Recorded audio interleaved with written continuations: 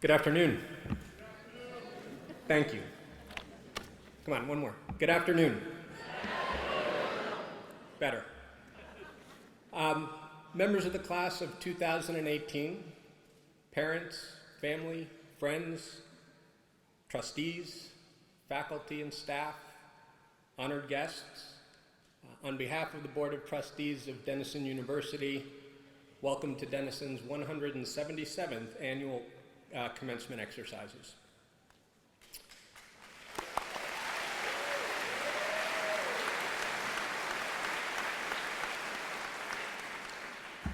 Graduates, congratulations. You made it.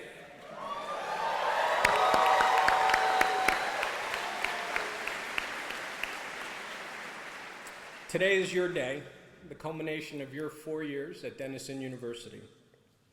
The classes, the exams, the papers, the projects, they're all behind you now. You've worked hard. It hasn't been an easy road, but it's been a challenging and a rewarding one.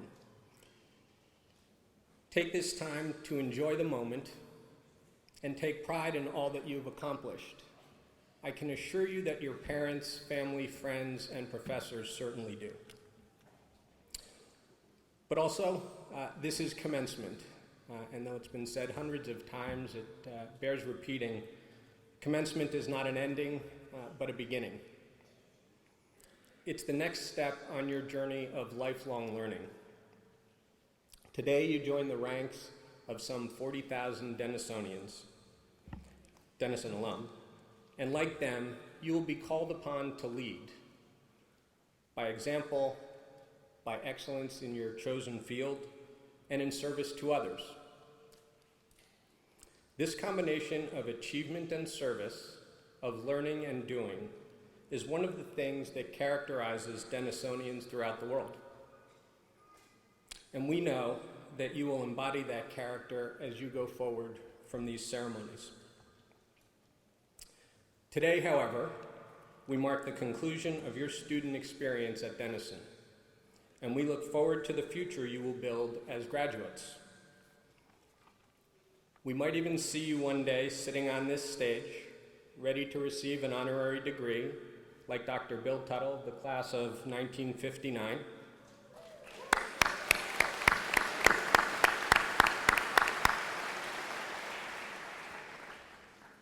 Maybe you will even stand where I stand at some future commencement, looking out across a room of graduating Denisonians, possibly even including your daughter or son, and charging them to achieve, and to serve. Wherever you go, whatever you do, we know that you will represent your alma mater well, and you will do it with pride. On behalf of the trustees of the university, thank you for becoming part of the Denison family. You've already made a tremendous contribution to the college and to our community. And we are truly excited to see what you do from here. Congratulations, and welcome to the Society of the Alumni.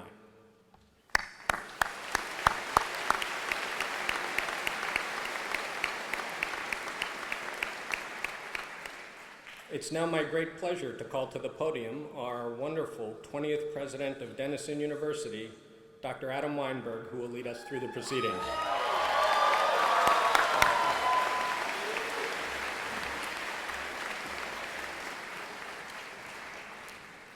So, Professor Rudd, who just led us through that beautiful musical rendition, has in the course of 1 year, I think, successfully defended his dissertation, moved to Granville, knocked it out of the park as a new faculty member, gotten married, and now done this. Can we just give him one more round of applause?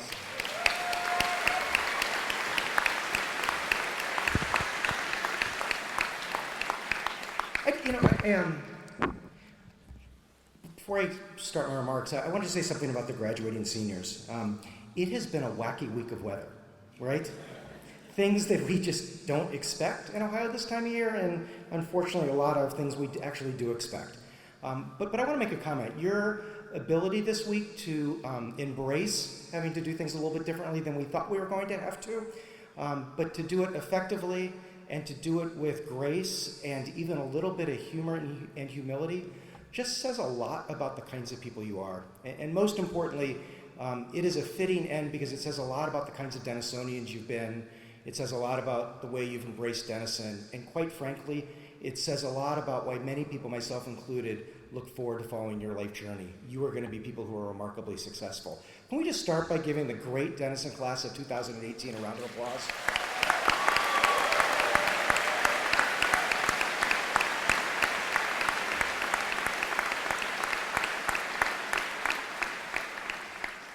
I'm also going to ask the graduates to stand for a second. Soon-to-be graduates. Can you just join me in giving a round of applause to every family member, friend, foundation, and others who made it possible for you to be at Denison and who supported you over the last 4 years?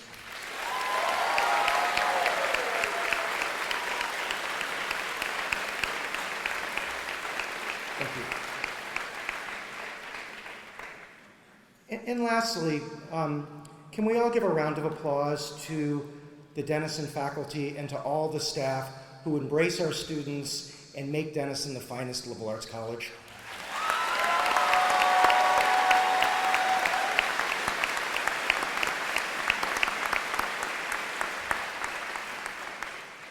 So, it's become tradition in the United States for presidents to wear the robes of the universities where they've completed their highest degrees. So as many people, our students may know, and many of the faculty and others know, for the last 4 years, I've typically worn purple robes for Northwestern, which is where I received my doctorate.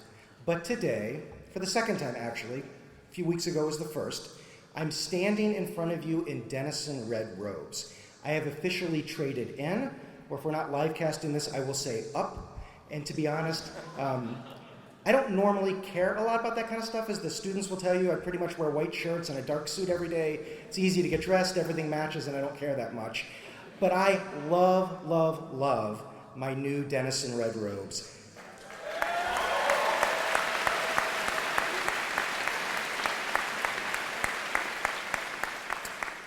I've been fortunate to be part of some great academic institutions, but I never expected to be so proud or to care for a place as much as I've come to care about Denison. I'm honored to be a Denisonian. And today, I want to use my new Denison robes to talk about why I've fallen so deeply in love with Denison. I do that as a way to celebrate this great college, to acknowledge our amazing graduating seniors, and perhaps to make a few comments about where the liberal arts and higher education needs to go. First, I admire our enduring commitment to the liberal arts.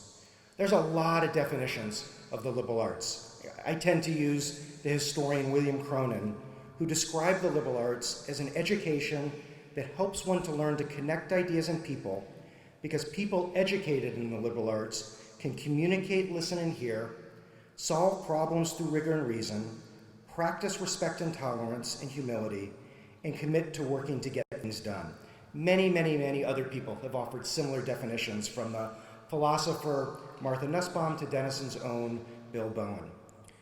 Over the last few years, I would argue, we have moved from a world where every person deserves a liberal arts education to a world where we actually need everybody to have a liberal arts education.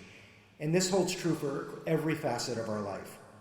This generation of students will graduate into a world of complex challenges and opportunities, what political scientists and others are coming to call wicked problems. These kinds of problems, from the threats of global pandemics to deeply entrenched ethnic conflicts, are hard to solve. They're hard to solve because of incomplete, contradictory, and often changing information and requirements. These problems are so big and complex that they have a multiplicity of causes. Traditional ways of working won't solve them. Even defining the problem can be daunting. Addressing wicked problems will require a new generation of citizens, professionals, and political leaders who can work across difference, think beyond existing categories, connect disparate ideas into new ways of thinking, understand complexity, and draw on a deep sense of ethics to work with others to get things done. Despite what we too often read and hear, the same holds true for the world of work. I've recently finished 2 reports on the changing nature of work, one by the Council on Foreign Relations and the other by Deloitte Insights. I've read dozens of these studies over the last few years. And if you read across these reports, they're basically an endorsement of the liberal arts. I continue to be puzzled why so many people read these reports and see them as an endorsement of very, very, very narrow pre-professional training. My guess is that too many people are quoting reports and data that they've not actually ever read. Reading, understanding, and learning is another liberal arts attribute. The reports make a few points clear about who is going to succeed and who is not going to succeed in the coming workforce. Clearly, the nature of work is changing. One driver is automation and artificial intelligence. As this continues to occur, there will be a demand for people who are narrowly trained to work on and with technology.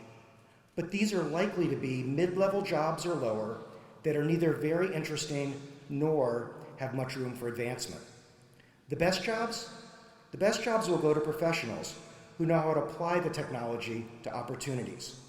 It will go to professionals who can use technologies to solve problems, who can connect with clients, who can manage diverse teams, and so forth. The work world that you are entering is one where those with liberal arts attributes, the skills, the values, and the habits, will be the ones driving organizations across every single sector. Another point made by these reports is the need for lifelong learning. Professionals of every sector will have to continuously adapt to changing technology, and they're likely to have to change careers often. Those trained in the liberal arts are educated to embrace, adapt, and thrive in a world marked by change and complexity. This kind of education, the kind of education you've received, instills within our students a passion for lifelong learning. The point that almost always gets missed, and it's probably the most important, is that we are clearly in a disruptive phase of history that's going to get more disruptive. The outcomes will either be good or bad based on how we respond. In a recent edition of Foreign Affairs, Walter Russell Mead states, "Humanity may soon be able to provide for its material needs without conscripting millions of people into lives of repetitive toil. But for this to happen," he writes, everything from zoning laws to rules about employer benefits will need to be reviewed. In other words, the impact of the dislocation, both the good and the bad, will come from the public policy we craft in response. We are going to desperately need a new generation of policymakers who can connect disparate ideas, work across politically polarized populations, and so forth. We are going to need policymakers who are trained in the liberal arts. My point is simple. Denison's commitment to the liberal arts is the right one. We're preparing our students to succeed and lead in a world that's going to need people like you. We are fulfilling our mission to educate and inspire students to be autonomous thinkers, discerning moral agents, and engaged citizens. Our mission is about our students. We want them to be the architects of their own lives. And our mission is also about the world. We're preparing students to live lives in ways that makes the world a better place. The second reason I love Denison is our faculty. Can we all stand one more time and thank this faculty for the work they do to educate our students?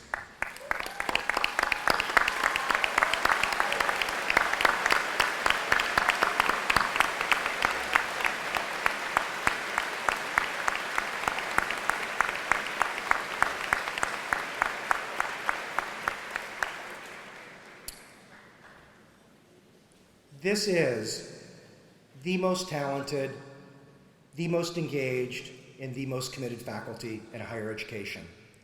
This is a faculty of world-class scholars, educators, and mentors who define what it means to be all in.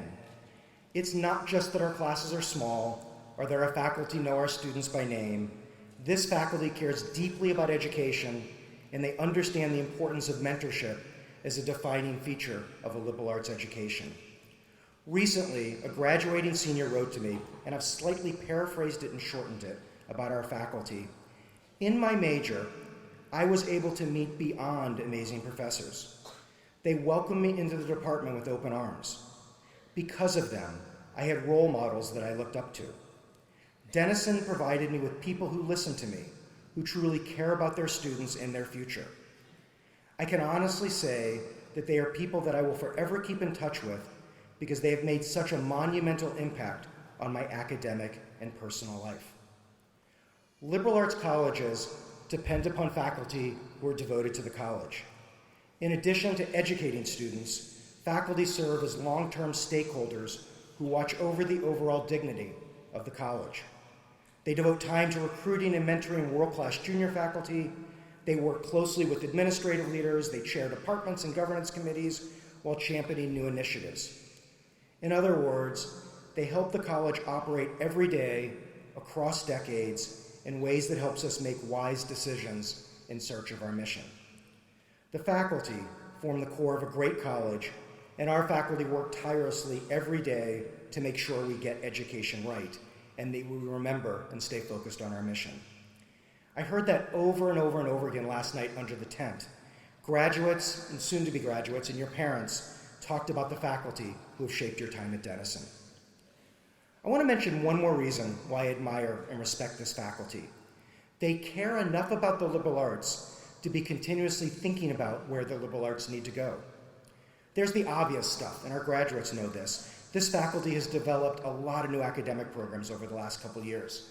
They've stepped up to create advising circles for first-year students, a writing program that's second to none, and a range of really cool, that's the technical definition, Denison seminars. But there's also the less obvious changes that matter just as much. If you look at the minutes from our monthly faculty meetings, you see a list of new courses, refined courses, and academic programs that are being adapted every single month, all year long. This faculty cares, this faculty is talented, and this faculty has created and continues to recreate every day a fantastic liberal arts curriculum. Along these lines, I also want to mention my respect for our staff. By this, I mean all of the staff at Denison, from student development professionals to staff in IA, admissions, athletics, investment, the provost office, all the staff who work across facilities, dining, every other area campus, to the staff who are here early in the morning getting this room set up for us. As our students can tell you, not only are they great at what they do, but they care about, they connect, and they support our students. Relationships define Denison, and every member of the Denison staff embraces and enhances the quality of this college. It both defines us as a college and sets us apart.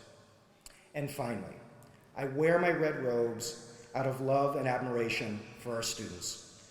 We have the best students in the country, bar none. Our students are smart, they're interesting, they're curious, they're engaged. That can be said for lots of great students at lots of institutions. Our students, they're also empathetic, they're nice, they're open-minded, and they're ethical. Our students work hard in the classroom and labs to perform at an exceptionally high level. They also perform at an exceptionally high level on athletic fields and artistic studios and stages. Our students are involved. That's a Denison thing. Our students are RAs, they're Juno leaders, they're AUGO leaders. They run over 150 student organizations. They get involved in community service and political issues. Our students learn a lot from each other. Denison is many things. We are not monolithic. We are diverse in almost every conceivable way, and that makes living on this campus both fun and hard. It also makes it incredibly important. We have beautiful moments of learning, sharing, and having fun across difference. And we have moments of mistake and conflicts and misunderstandings. All of this is important. It's all about learning. The great Denison class of 2018 has embodied these attributes well. It's been an honor to have you on this campus. You are a great class of Denisonians. So I thank you, and I will miss you. And I'm going to take one little breath and try not to get emotional as I read my charge to you. To the great Denison class of 2018, take the education you have received here and live our mission. Be autonomous thinkers, discerning moral agents, and engaged citizens. What I ask is that each of you develop your own views and voice based on your liberal arts training, and that you use those voices and views to positively impact the world around you. I also ask that you realize the importance of differences of opinion and that you read widely, that you learn to work across differences to find new ways of being, living, and thinking. To do this, you must be lifelong learners. Read often, read widely, read things you don't agree with. Join book clubs, be patrons of the arts, attend public lectures, set a tone within the places you live, the places you work, and the communities you live that learning is important, that reason matters, and that part of developing fulfilling personal and civic lives. Second, embrace and sustain the relationships that have formed here. Many of you will remain lifelong friends. You will be pleasantly surprised as some of you will become lifelong friends with Denisonians who were not friends during your time on the Hill. You are graduating into an alumni community of 40,000 Denisonians.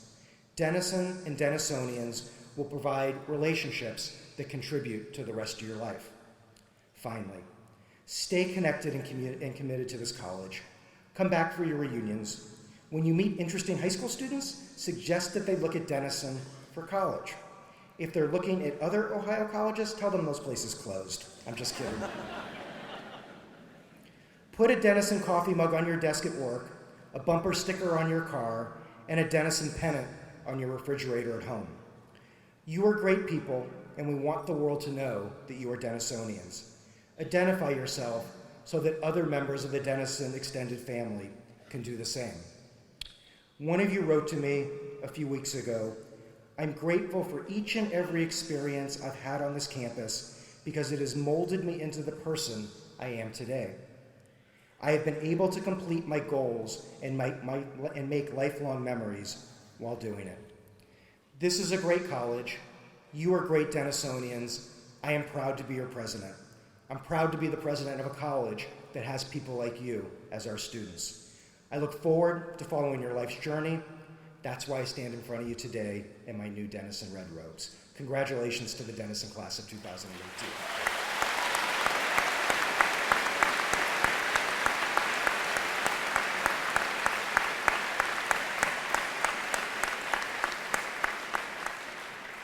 I now present to you the chair of the faculty, Ann Townsend, professor of English, who will introduce the student speaker for the class of 2018.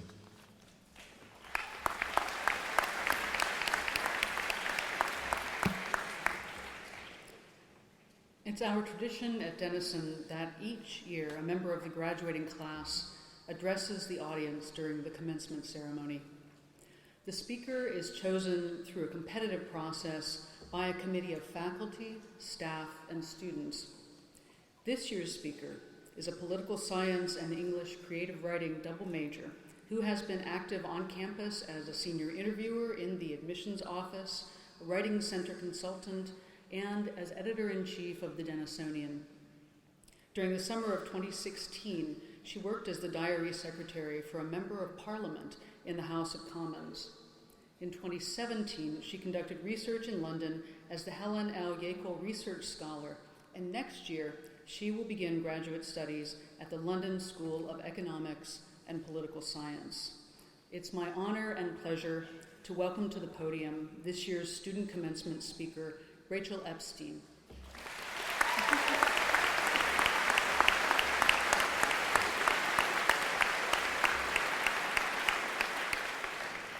Thank you, Dr. Townsend, for that wonderful introduction. And thank you as well to every single person who traveled to campus. On behalf of our entire class, you have our humblest gratitude. Picture this: a young woman, barely 18, pulling up to Granville on a dreary April morning. As she drives a beat-up old car, the kind where you can't tell rust from paint, she passes a small grocery store, a lumber mill, and a large truck carrying corn. Lots of corn. As the car scrapes its way grudgingly up our now familiar hill, the engine heaving and aching with that cold spring dew, she wonders if the school she's heard so much about even exists at the top. I'll stop now because I know each and every one of you has your own first Denison story and many after, but I hope that this introduction spurs that memory back to life in your mind. especially in this moment. I did not choose Denison for the weather, as you might expect, but I must admit there was something unique about the way the clouds hung low and the air bit my face in that early spring. I knew it was special then. What is more special now, though, is the realization that I chose Denison because even on one of the most wretched Monday mornings in a 9 a.m. class on 19th century British literature, my 18-year-old mind was more alive than it had ever been. The love of learning. That's what lies at the core of my first Denison memory, and I think that even if you've never thought about it before, in some way, it is why you chose it too. So on a day where we receive with open arms a receipt of 4 years of lessons, a love of learning is what I want to talk to you about. Now, when I say love of learning, I don't mean it as the next ad campaign for higher education or the liberal arts. We know the value of those things already. From the tremendous efforts our trusted mentors and professors have poured into us, to the passions we've picked up from taking the class we never thought we would, a love of academic learning is the springboard for even more growth. To me, to have a love of learning suggests a kind of warm, heartfelt openness. Openness to new ways of thinking, new strategies for success, new self-discoveries. It is attending a friend's performance or presentation and actually staying for the discussion after because you want to know more about something you might know nothing about. Or maybe it is the willingness to attend a Denison Republicans meeting or lecture despite being the most liberal person in your friend group. Or maybe, just maybe, it's signing up for Taekwondo and realizing that you actually have mean skills with a bow staff. Okay, that might be pushing it, but you see what I mean.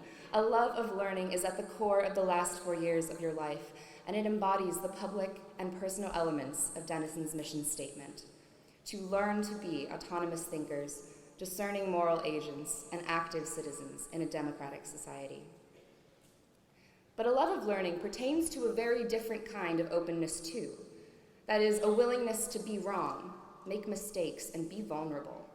Perhaps these are the most important moments of learning, the ones where the critique of a presentation forces you to reevaluate methods you've grown too comfortable with, or the suggestion from a tutor or professor that the thesis you slaved over still has room for growth. I'd argue that the moments of reflection and retrospection that are annoying, frustrating, or downright terrifying comprise your love of learning just as much as the A on the exam or an academic award. That willingness to be broken down in order to grow, that, in and of itself, is a love of learning. Class of 2018, we have seen and made exciting memories over these 4 years. We, as young but rapidly maturing adults, have watched events stamp themselves into history. Some of us have even been a part of them. The rise of the Black Lives Matter movement, Standing Rock, the legalization of same-sex marriage, Donald Trump's election, and the women's marches are just a few of the life-altering, globally important moments we have lived through and learned from. And while it is vital to recognize how the future will be affected by the actions we watched, discussed, and participated in, I also want us to remember what it felt like when every year spring came around after every single winter on this hill. The joy we each took in that. I want us to take stock in the moments we created with people on this campus. Close your eyes. Remember what the words tasted like when you mulled them around in your mouth looking for the perfect phrase to add to that class discussion. Or the hug your roommate gave you when you got that internship, that research grant, or that PR on the field or in the pool. But remember too, the anger you felt when a classmate said something you didn't agree with. And remember how you reacted to your first D in college, maybe even your first C ever. Remember these moments because really there were too many that happened too quickly, and because in reality I can count the most of my memorable ones on 2 hands. All of the memories, the good and the bad, created lifelong students and critical thinkers with a love of learning and an unending curiosity. Class of 2018, you will see so much beyond this hill, I am sure of it. But my wish for you is to let your Denison memories merge into and influence the new ones you create. I hope you view your diploma as not only the physical manifestation of hard work, passion, and grit, but as the reflection of yourself as someone who loves to learn, who asks questions, and who welcomes change. Like today, change will always come. As Denisonians, we have the guts not only to welcome it in, but thank it for stopping by. Congratulations, class of 2018, and good luck.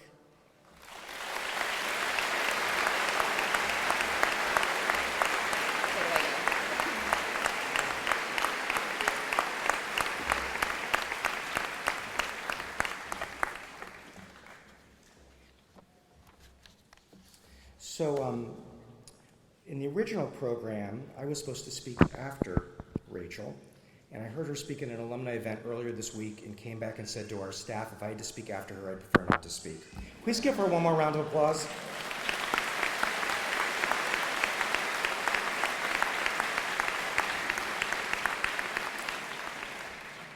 Now let me introduce the co-governors of the senior class, Vanessa Serta and Bobby Craig, who will present the senior class gift.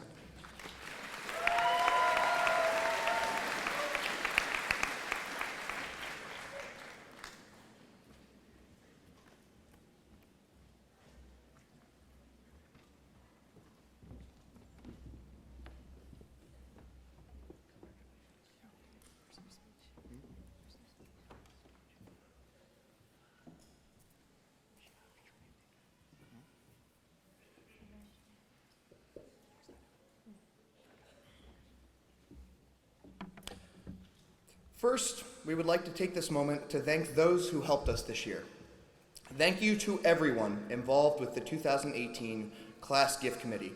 If all the members of the committee could please rise and be recognized for all of your hard work.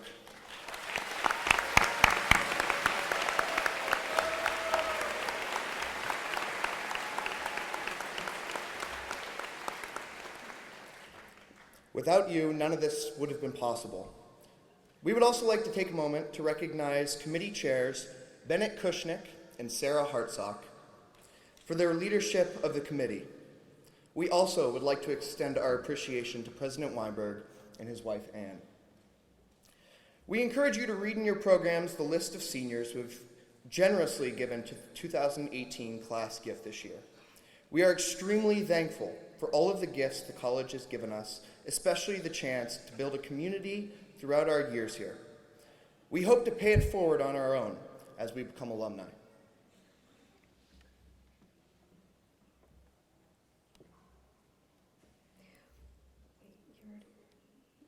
Before we announce our class gift, we'd like to thank our families for their support of our individual educations through tuition payments and their contribution to Denison's annual fund. Annual fund dollars ensure our career counseling, academic advising, and mentoring every step of the way. It's our great pleasure today to announce that we have raised $3,750 with a 50% of our class participating in the 2018 class gift. Woo!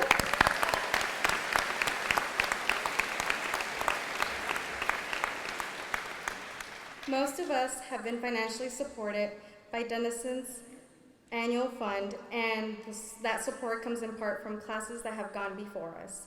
These classes gave so that we could have the same opportunities and resources that they had. This way of giving back, both now and in the future, helps us to stay involved in this community that we will always be a part of. We hope that our class continues to give back to the Denison long after today. Grads, good luck in your future pursuits and enjoy this day of celebration to the fullest. Thanks, Denison, for the great 4 years.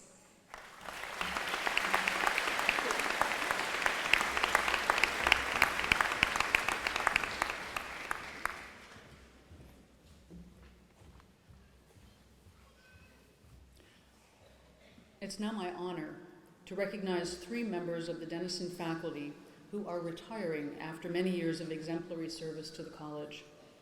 Full descriptions of their backgrounds and accomplishments appear in your program. Collectively, these dedicated educators have served the college for a total of 114 years. They look so young. Their contributions to our community of learning will be profoundly missed. Robin Bartlett, professor of economics, has given Denison 44 years of service. In addition to her work in the economics department and her substantial scholarly contributions to the field, Robin has served as director of the Queer Studies concentration and was founding member of the International Association of Feminist Economics and the recipient of the Committee on the Status of Women in the Economics Professions Caroline Shaw Bell Prize for her contributions to the profession. Harry Heft, professor of psychology, 42 years of service. Harry has taught an enormous range of courses in the Department of Psychology. In addition, he's made foundational scholarly contributions to the fields of environmental and ecological psychology. He serves on the board of directors of the International Society for Ecological Psychology and is a fellow in both the American Psychological Association and the American Psychological Society. Joan Krohn, professor of mathematics and computer science and associate director of the Liska Center for Scholarly Engagement, has given Denison 28 years of service. Joan Krohn's work in the computer science program has been notable by her commitment to mentoring dozens and dozens of students over the course of her distinguished career. She serves as associate director of the Liska Center for Scholarly Engagement, which oversees the summer research program and advises students applying for a variety of prestigious awards such as the Fulbright, Marshall, and Rhodes scholarships. Would the three of you stand, please, and be recognized?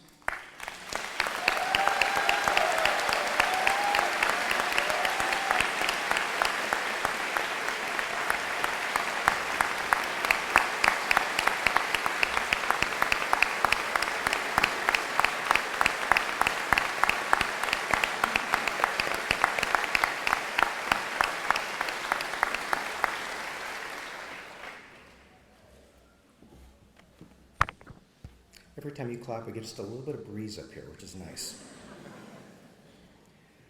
Denison has a long tradition of taking time at commencement to honor people who have achieved the highest distinction in their field and whose work has had broad impact in society and who exemplify the ideals of the college. Our first honoree is a member of the Denison class of 1959. He's a distinguished scholar and teacher of American Studies, History, and African American Studies.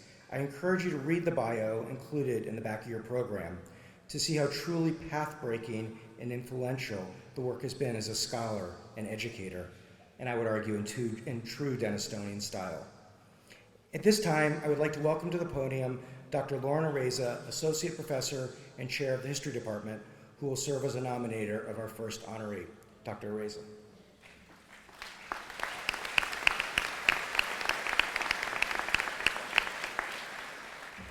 Mr. President, I am pleased to present William M. Tuttle Jr., Denison Class of 1959, candidate for the honorary degree, Doctor of Humane Letters.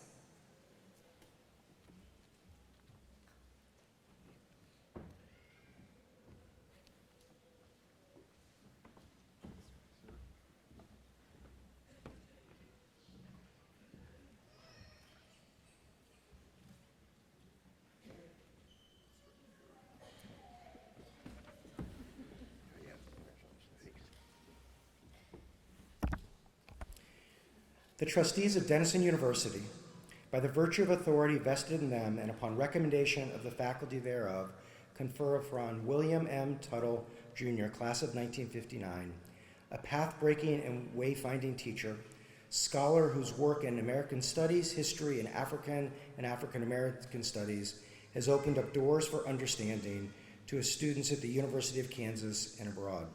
Writer and lecturer on recent America, America as it has been, and our country as it might yet be, but always with attention to the dreams and words of those whose opportunity and privilege come only after great sacrifice.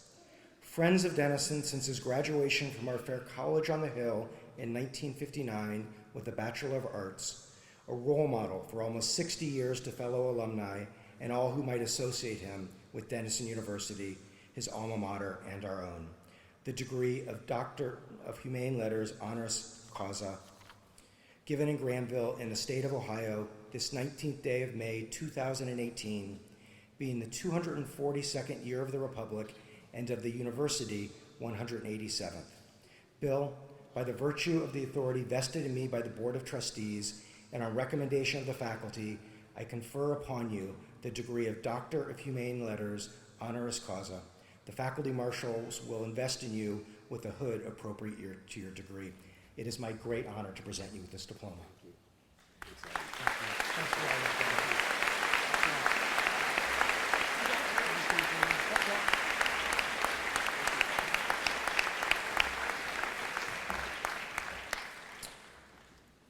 I would now like to welcome Dr. Karen Graves, Professor and Chair of the Education Department, who will serve as nominator of our next honoree. Dr. Graves. Mr. President, it is my honor to present Dr. James D. Anderson, candidate, honorary degree, Doctor of Humane Letters.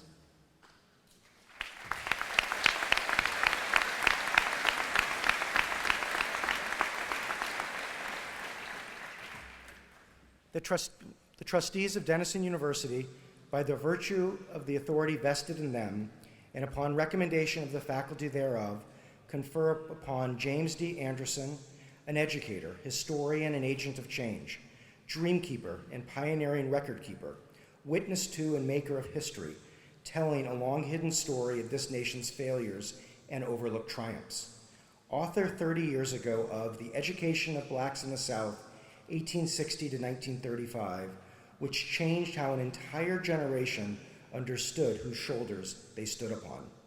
Recipient of a Lifetime Achievement Award from the American Association of Colleges of Teachers Education, a respected professor and tireless mentor of students following in his footsteps, and an institution in his own right at the University of Illinois for over 50 years.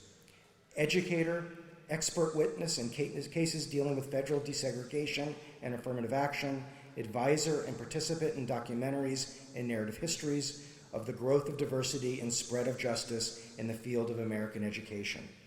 The degree of Doctor of Humane Letters, honoris causa, given in Granville in the state of Ohio this 19th day of May 2018, being the 242nd year of the Republic and of the University the 187th. Dr. Anderson, by the virtue of the authority vested in me by the Board of Trustees and on the recommendation of the faculty, I confer upon you the degree of Doctor of Humane Letters, honoris causa.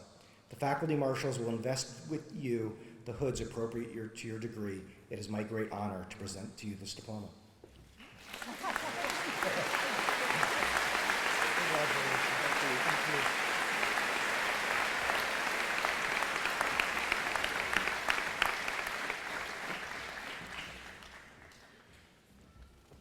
We are pleased to be able to honor James Anderson today. And quite frankly, we were privileged to have him speak at Denison in 2004 as part of the 50th anniversary of the Brown v. Board of Education decision. It's particularly fitting that he's again with us this year, which marks the 30th anniversary of the publication of his landmark book, The Education of Blacks in the South, and it is also the 50th anniversary of the founding of the Black Studies program at Denison. You can clap for that, that's good.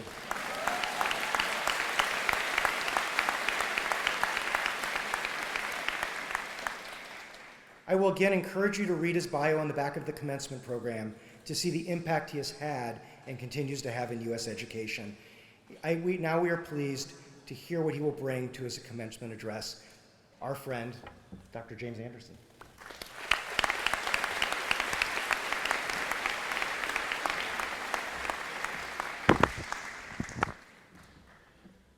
I want to say thank you to President Weinberg, the Board of Trustees, and the faculty for this unexpected and tremendous honor. I can't say it's something that I never dreamed of because I never imagined that I would be in this place at this time. I also want to thank faculty of Denison University, the students, and the staff for this particular invitation. To the students, congratulations. For this moment, it reminds me of a scene from a movie that I saw. And I know I always run the risk of my students saying, "What movie was that?" When I first started teaching at Indiana University at age 26, graduate students, most of them were as old as me or older. And I would mention something and go, "Oh yeah, we saw that." Well, that started to change over the years. And so, what on earth are you talking about? But this movie, Amistad. Amistad is a movie about a mutiny on a slave ship, in which the slaves took over the ship, and then it docked in the U.S. And the question was whether they would be slaves or free. And it started in the lower courts and went all the way to the Supreme Court. And one of the slaves, Sinkay, actually spoke English and Mindi and was able to represent his fellow slaves before the Supreme Court. The attorney was none other than John Quincy Adams, the sixth president of the United States. He had been involved in the case early on, but once they went to the Supreme Court, he decided that he would argue the case. Now, this other scene that I remember may not have been, it's based on a true story movie. This may have been Hollywood fiction. Hollywood always messes with history. But in the movie, there's a scene where Sinkay is going through a ritual right before they're to go to the Supreme Court. And John Quincy Adams says, "What are you doing?" And he says, "I'm calling my ancestors." And then John Quincy Adams asks him a very simple question. "How do you know they will come?" And Sinkay says to him, "At this moment in time, I am the only reason for their existence." You may not be the only reason for the existence of the faculty and staff, but you do remind them of why they do what they do. This is meaningful for you, but it's also very meaningful for them as well. And so I do want to say a collective congratulations to all of you. Now, I want to begin with two sayings. One is, may you live in interesting times. It is falsely attributed to ancient Chinese sayings. It's actually an English expression that comes from Neville Chamberlain. But the West is pretty famous for creating sayings and then calling them Chinese proverbs. But it seems like a blessing. May you live in interesting times, but actually it's meant to be a curse. Because uninteresting times are times of tranquility and peace. And interesting times are fraught with danger, disorder, conflict, and division. I think you already know you're living in interesting times. The other saying is that history never repeats itself, but it rhymes. And I actually think that your generation, your undergraduate years, rhyme with my generation, as I think my generation actually rhymed with the generation of Reconstruction. During Reconstruction, they passed the 14th and 15th Amendment, and during my undergraduate years, Congress enacted the 1964 Civil Rights Act that was intended to strengthen the 14th Amendment, and the 1965 Voting Rights Act that was intended to strengthen the 15th Amendment. I want to talk somewhat about my undergraduate years so you can see what I mean when I say your generation rhymes with mine. I went to Stillman College. It's a Presbyterian college, small, in Tuscaloosa, Alabama. I arrived there, 17-year-old freshman, majoring in mathematics at the time, and having a good freshman year. I would say at the end of my freshman year is when I came to understand the meaning of the liberal arts. It was brought not so much by advocacy as by the sword. We finished our freshman year. I was proud of the work that I'd done. And then the dean of students asked that all freshmen be assembled in the auditorium. And in the denominational college, when they give an order like that, it's not you may come, you must come. So we all went there, and we saw the boxes around the wall, and I thought, oh, this is great. They're giving us parting gifts for the summer. And so the dean said, I want each of you to go there and get one of each book in the boxes. So we got the books, and I'm thinking, this is not much of a gift. We've been in books all year. And then he said, we are very, very pleased with the work that this freshman class has done in biology and mathematics and other fields, but we are extremely disappointed with your literary knowledge. So your assignment over the summer is to read these 4 books. They are seared in my memory. The Pearl by John Steinbeck, Profiles in Courage by John Kennedy, Lord of the Flies, and Catcher in the Rye were the 4 books that we had to read. And he said, when you come back in the fall, we're going to give you a test, an examination. And if you don't pass this examination, we will not allow you to re-enroll. That's what I meant, liberal arts being delivered by the sword. So I went over the summer and I read those 4 books like I'd never read books in my life. And they were great, by the way. Profiles in Courage, I just couldn't put it down. I still don't know what Catcher in the Rye means. But anyway, we came back in the fall, and they never said a word about it. It was tricked. But we'd all come to love the messages and the lessons that were in those books, and liberal arts in general, and literary texts in particular. Now,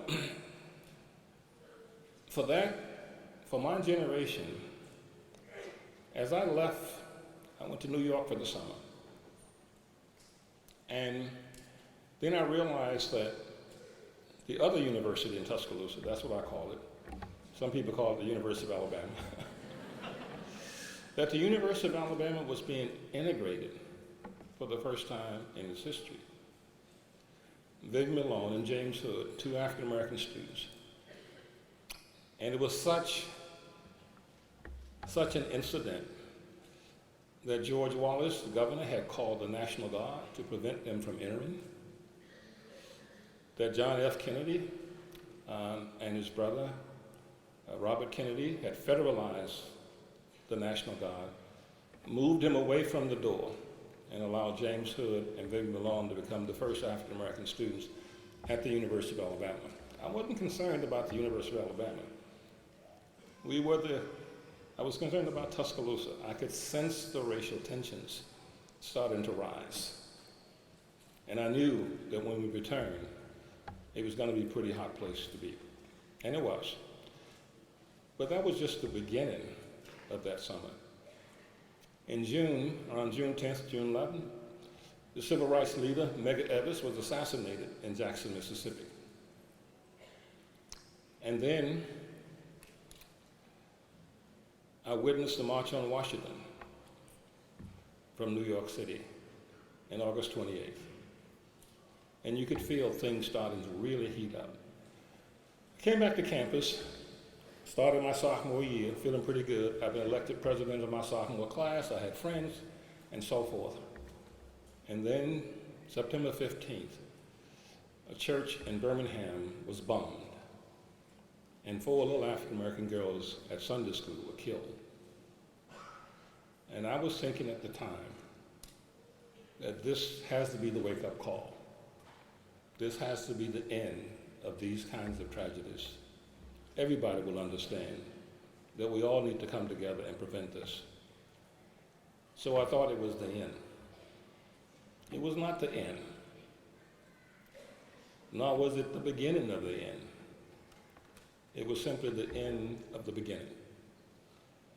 And so as I moved through the semester, got to November, celebrated my birthday, November 21st. was happy because I started at 17, I'm now 19. You know what that means? You're like, okay, you know, I'm getting grown here.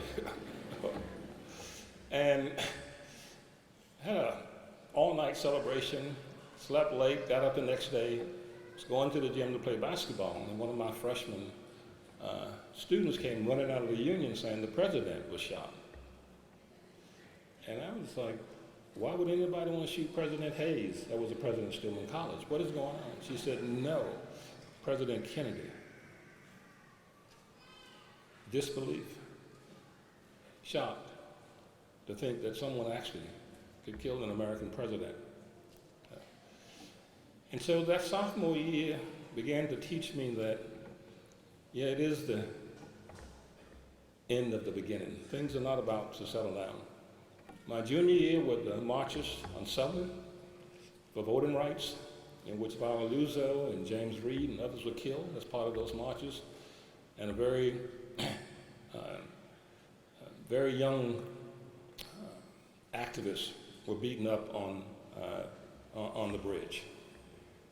And so I went through my undergraduate years like that. And that was not nearly the end of it, because when I went to graduate college in the next 2 years, in '68, Martin Luther King was assassinated, and then Robert Kennedy was assassinated. And you're thinking then, what kind of country am I living in? And one of the things this can do to you, it can create a lot of bitterness and a lot of cynicism. And you can feel that just forget about the whole thing. For me, I never forget that because I became old enough to vote in Alabama in my senior year, but I did not register in Alabama, even though I had been part of voter registration drives. And the reason I did not register because they had a practice then that if you registered to vote, they would try to find out what family you were connected to and see if they could get them fired from their jobs. And my mother lived 30 miles away from Tuscaloosa, and I wasn't going to run the risk that that might happen to her. So I didn't register until I got to Illinois. My first chance to vote was in the 1968 election. That's pretty cynical by then. Robert Kennedy, which was the candidate of the young people, had been assassinated. So I thought, okay, I won't do it. Just didn't do it. And then Nixon was elected. And there was a constitutional crisis. And you're thinking, you don't know if your vote had made a difference, but from a moral standpoint, you should vote. And then I came away with something I want to share with you. I said to myself, I just gave them a double victory. I can't control how they might have treated my family if I'd registered to vote. I can't even control the fact that they wouldn't allow people to vote for so many decades. But the fact that they were able to make me cynical and bitter and drop out gave them a second victory. Don't ever give anybody a double victory. There are things over which you cannot control. But don't allow those things in the way that they treat you or the horrors that you witness make you cynical and bitter to the point that you simply withdraw and drop out. Now, at some point, living through the things that you're living through, you'll ask a simple question. How do we come to be who we are? And when you ask that question, the weight of history will fall on your shoulders as you look back. And at that point, it's really important not to give a double victory also.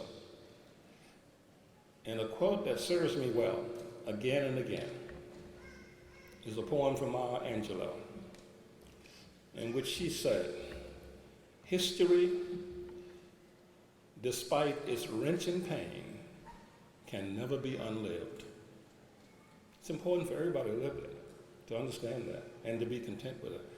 Whether we're looking at the history of sexual harassment or slavery or the Holocaust or whatever, history cannot be unlived. And then the second part of the quote is the one that I really like, after the comma, which affirms your humanity and lifts you to higher heights.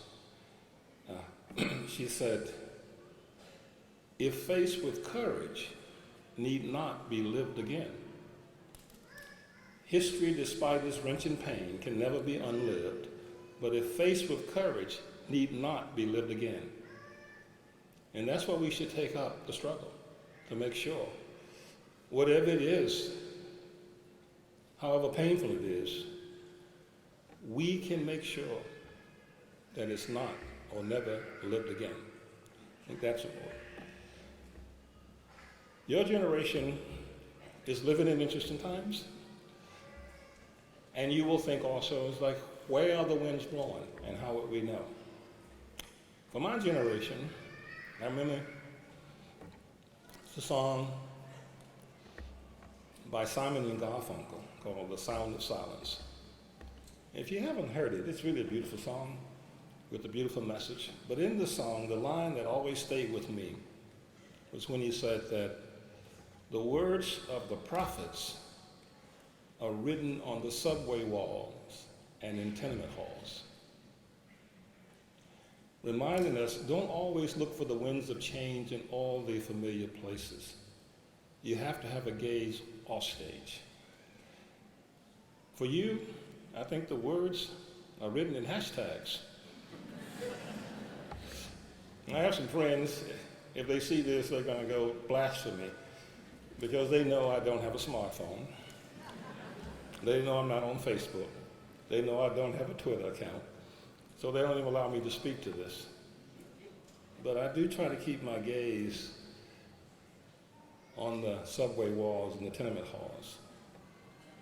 Hashtag Me Too.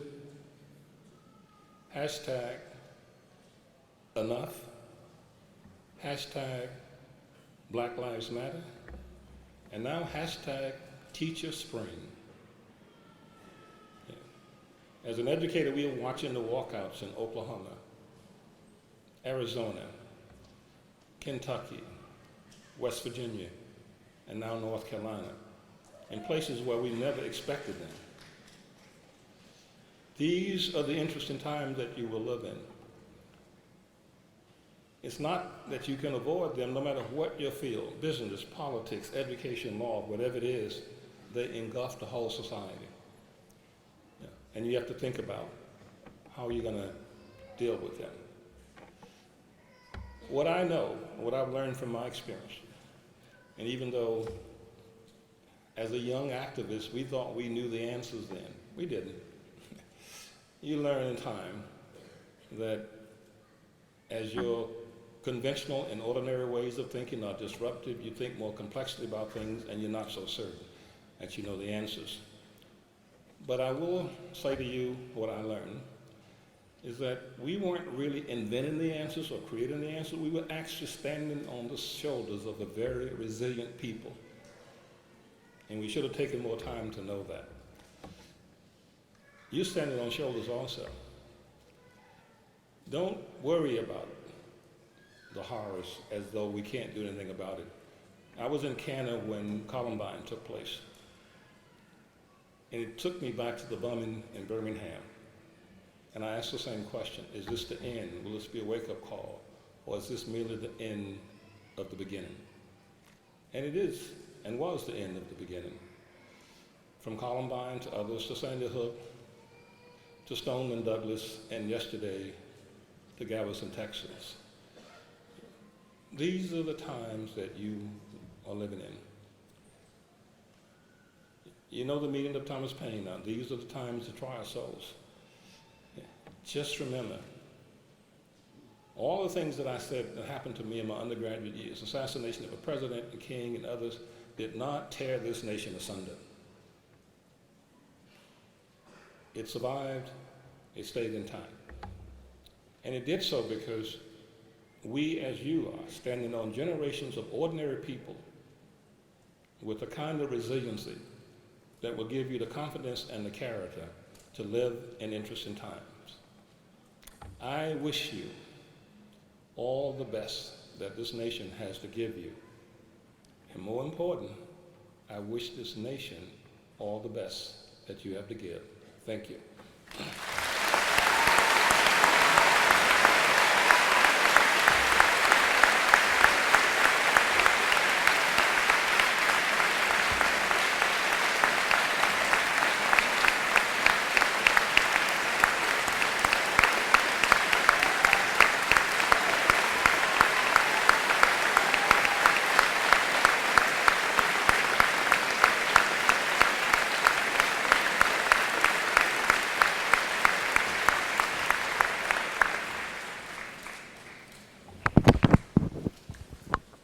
So for all the, actually all the graduates and alums and current students in the room who during your time at Denison had an opportunity to take a course in the education department with Professor Graves and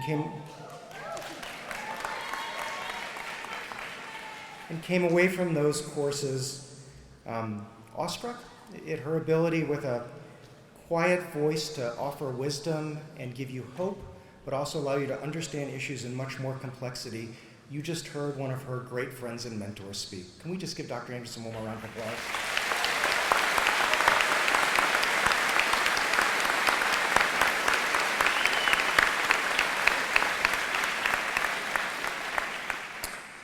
I now call upon the provost of the college, Dr. Kim Copeland, to preside over the presentation of candidates in the awarding of baccalaureate degrees as authorized by the faculty of Denison University.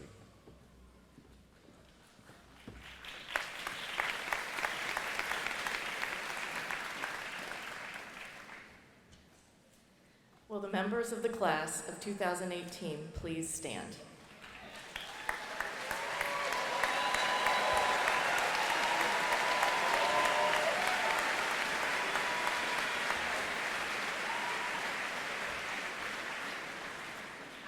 Mr. President, I have the honor of presenting for their degrees the members of the Denison University class of 2018. By virtue of the authority vested in me by the Board of Trustees of Denison University, and on the recommendation of the faculty, I confer upon each of you your degree with all the rights, privileges, and responsibilities appearing thereto. Congratulations, you are now graduates of Denison University.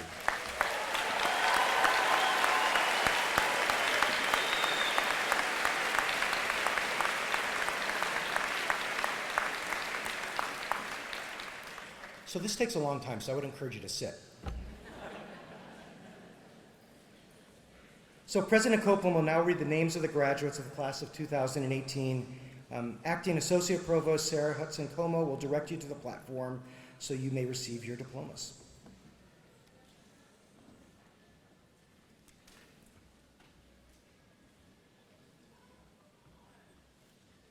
The class co-governors, Vanessa Cerda.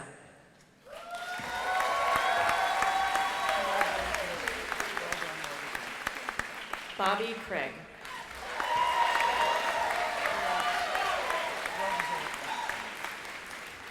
The President's Medalists, Ben Burdick, summa cum laude.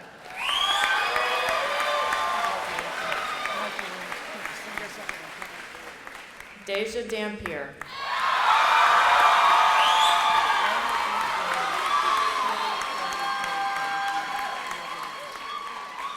Jennifer Indira Fajardo, magna cum laude.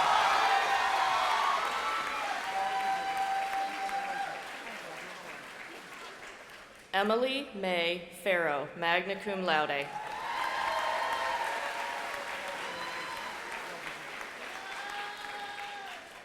Haley Lynn Fiegel, summa cum laude.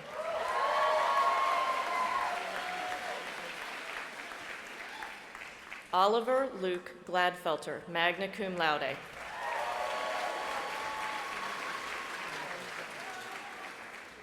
Kelsey Lynn Schwimmer, magna cum laude. Those receiving the Bachelor of Fine Arts degrees, Elliot Walter Avis.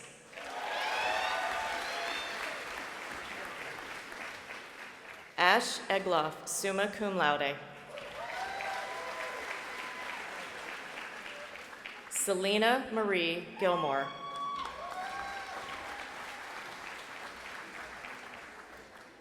Grace Taylor Hoydel, magna cum laude. Presenting her diploma, her mother, Ann Taylor, trustee fellow.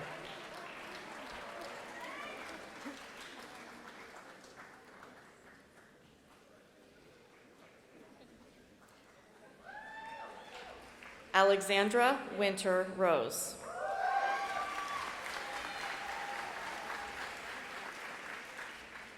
Those receiving the Bachelor of Science degree, Melanie Amo.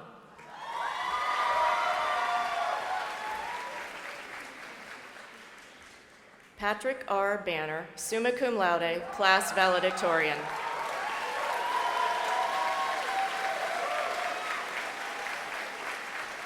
Wendy Banta Long. Kevin J. Benson. Kristen Marie Brennan.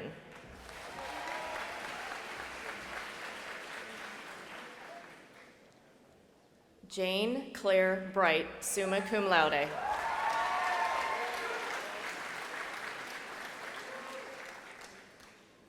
In absentia, Andrew Charles Bruss. Edric Ken Choi, magna cum laude. Megan Colligan Clary.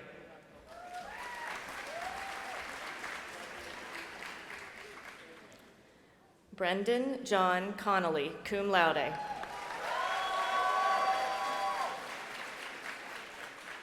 Trum Dow, magna cum laude.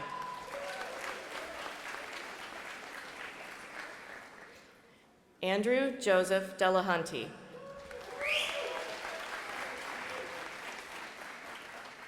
Loris Nicole Dennis.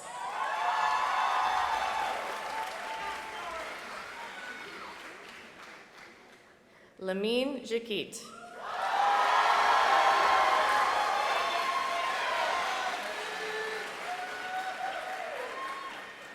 Glenn Ryan Drum.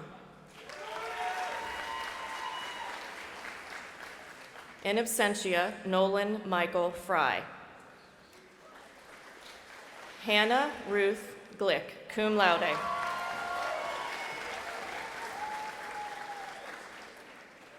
Andrew J. Grant.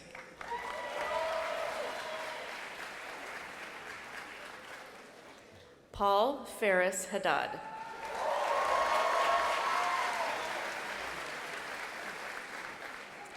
Hannah Elizabeth Hall.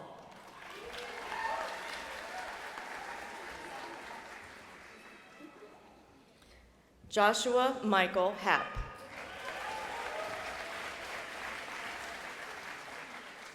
Lee Michelle Hartog, cum laude.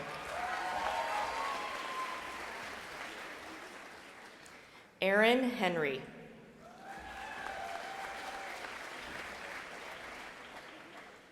Sarah Harold.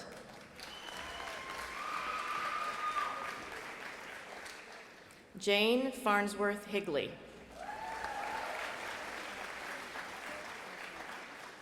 Peter Hine.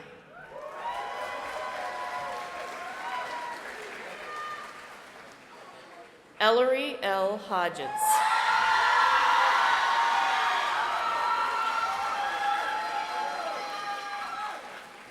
Charlie Hoffman.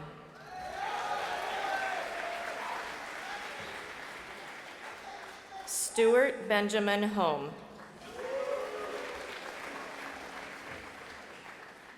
Church Harrison Humphreys. Philip Mark Hurst, magna cum laude. Rochelle Marie Issa.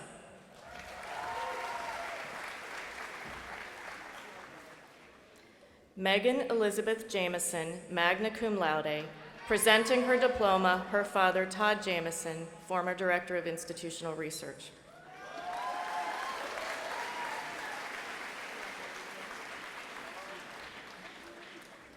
William Dwight Jesse.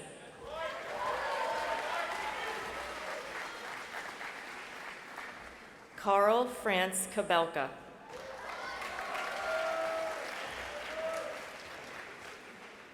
Neil Madhav Kejriwal.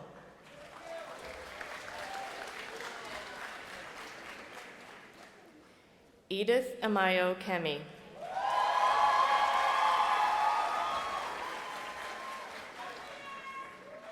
Ching Thu Q, cum laude.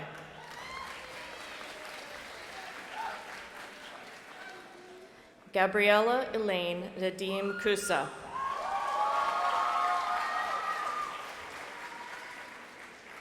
Katie Krevax.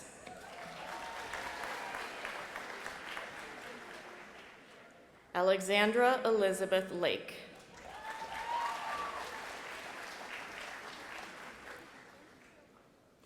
Brianna Lawson.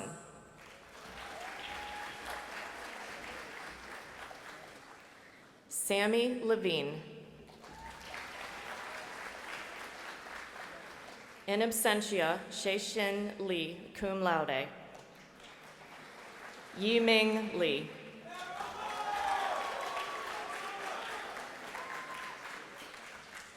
Stephanie Lee.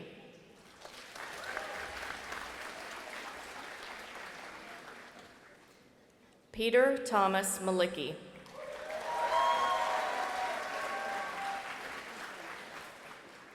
Jess McDaniel.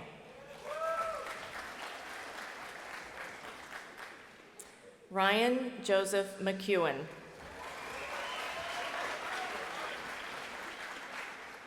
Mary Kate McNulty.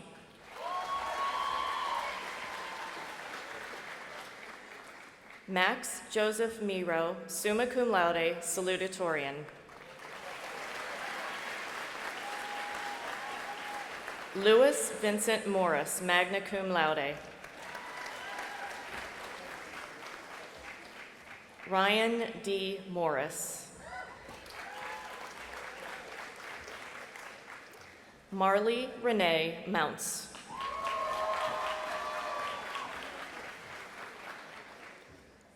Zachary Burns Munn.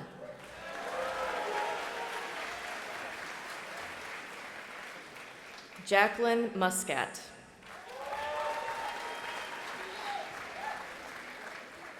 In absentia, Wei Nakayama, cum laude. Theo Nguyen.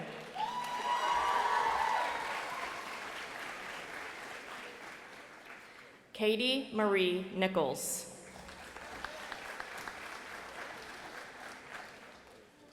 Thomas Edmund Olson, magna cum laude.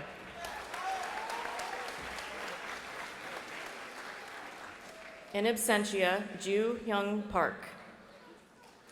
Elizabeth Plaxichuk.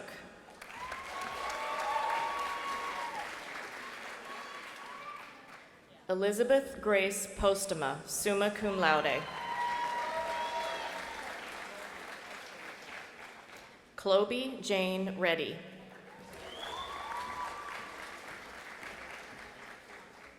Elizabeth Rose Rowland.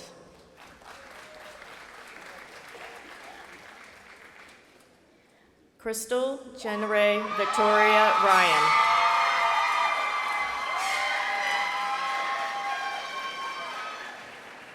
Kira Patricia Sawyers.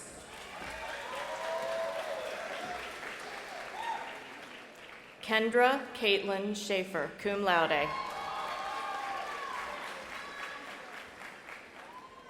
Laura Ann H. Schmidberger, magna cum laude.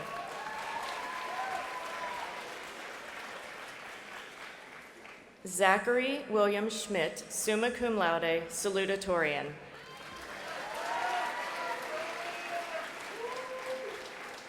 Bridget Margaret Schumann, summa cum laude. Parnell Jordan Sheldon.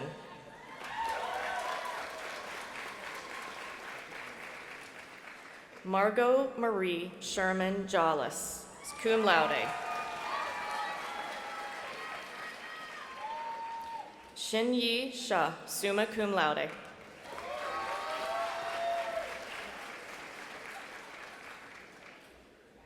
Nikwana Lavoise Smith.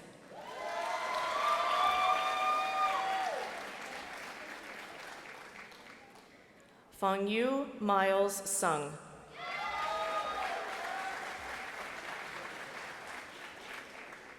William Evans Spencer.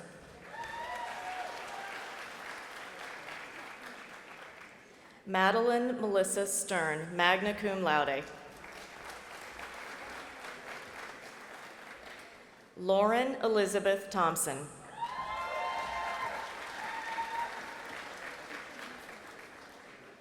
Christopher Shane Todd, Jr.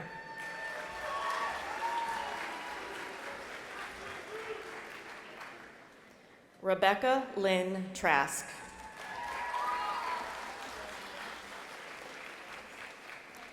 Madeline Van Winkle, summa cum laude, salutatorian.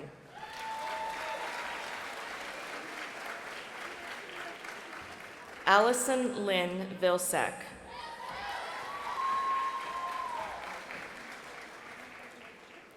Shruti Viswanathan.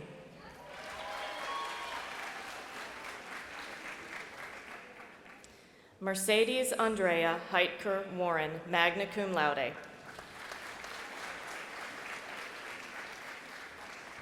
Bryce Patrick Winans.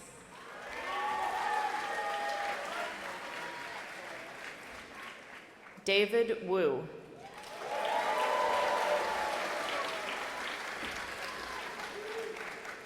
Jenny Zhang, summa cum laude. Those receiving a Bachelor of Arts degree: Madeline Louise Abdu.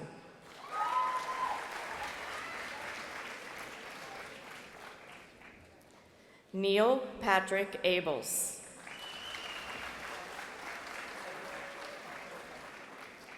Alicia Simone Adams.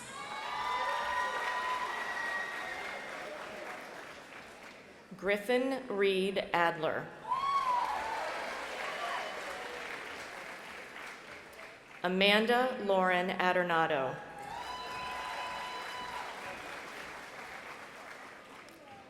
Alexia Lesbat Aguila.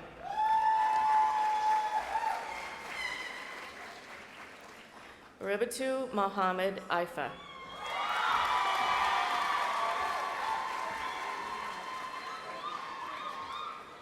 Benson Hitchcock Anderson.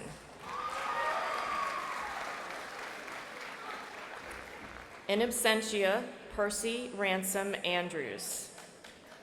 In absentia, Christian Peter Angelos. Ta Angert.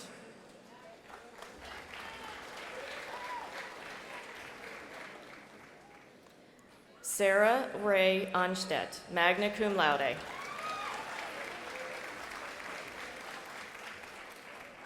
Nina Elizabeth Artigas.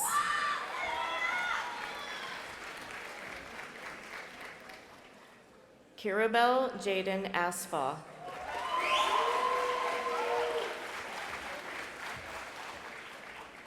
Brittany Nicole Atkinson, magna cum laude. Frederick William Atwell.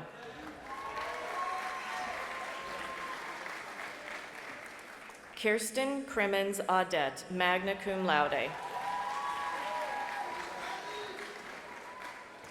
Halamatu Ba.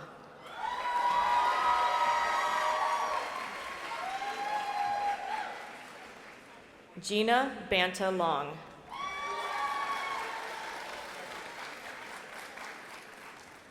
Hannah Elizabeth Behrens. In absentia, Jared David Barkin, cum laude. Benjamin Albert Barrows. Anna Hart Bassett.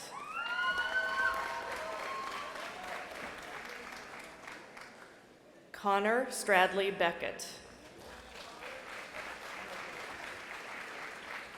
Grace Helen Beebe, cum laude.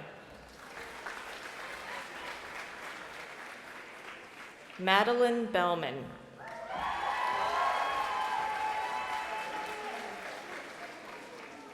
Philip John Benz.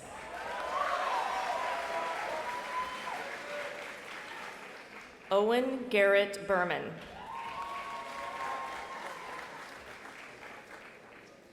Gabrielle Bielosqueda.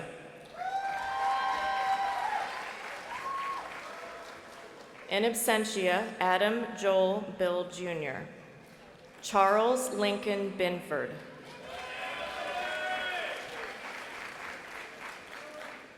Sarah Ann Blakely.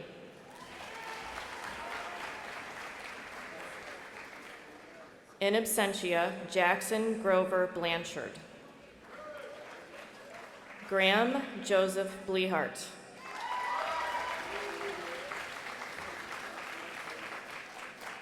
Jeremy Seth Bloomfield.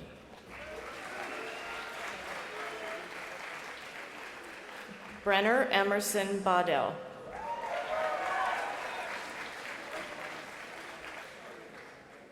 Kayla Bogus, summa cum laude. Michael Frederick Bonderud. Maddie Boster, summa cum laude. Parker Brarens.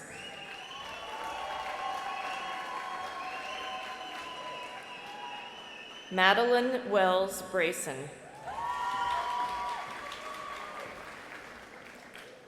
Lily Grace Broomhead, magna cum laude. Eric Brown, Jr.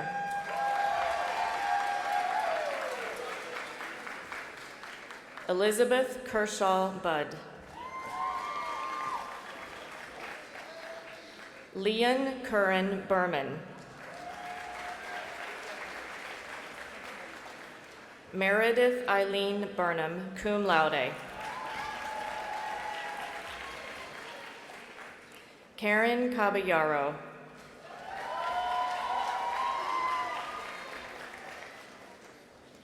Robert Davis Cameron.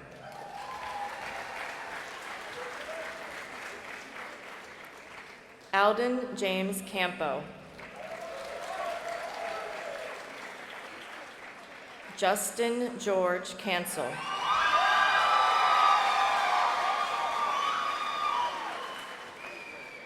Claudia Jane Canfield.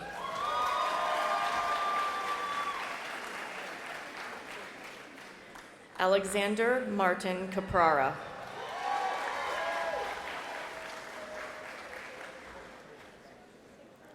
Jamie Louise Carroll.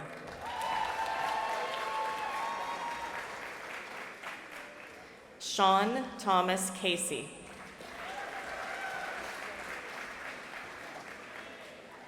Christopher H. Castillo.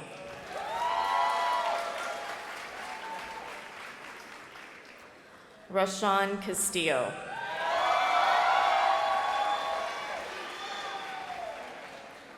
Joanna Catherine Castle. Jared J. Castleberry. Leslie Cervantes.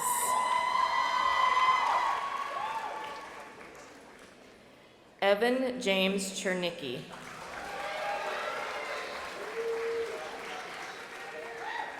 Barkin Sihanli.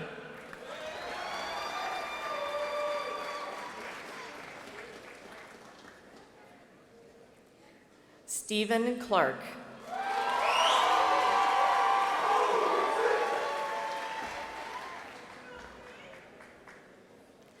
Jack Clary.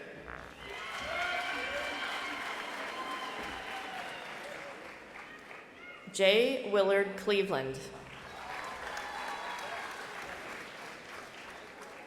Garrett Don Collier.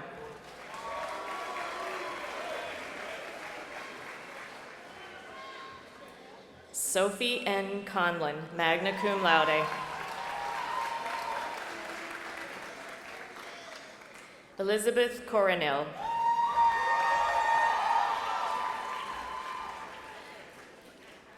Trixie Cortez.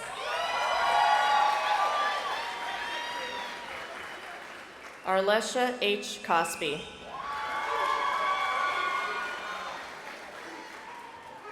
Kaylee Crago.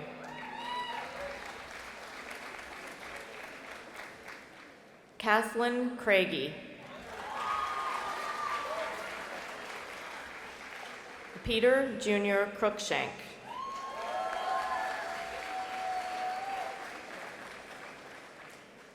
Alexandra Curran Cardarelli.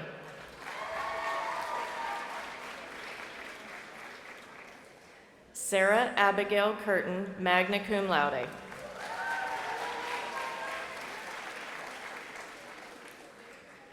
Geneva Marie Cusack.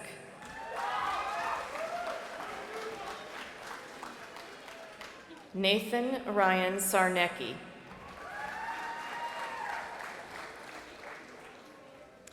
Ashmita Das.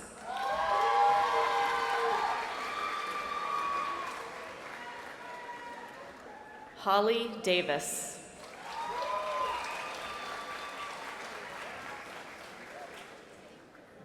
Caroline Patricia Delahy. Samuel D. Demery.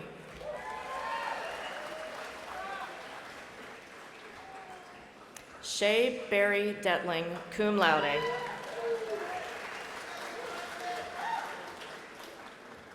Devonte Dickey.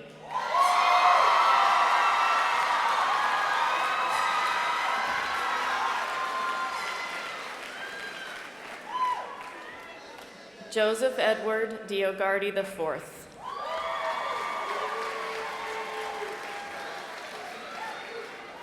Vincent Ka Do.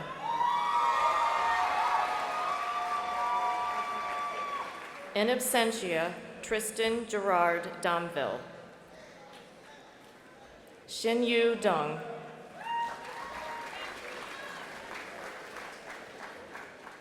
Ben Duhosky.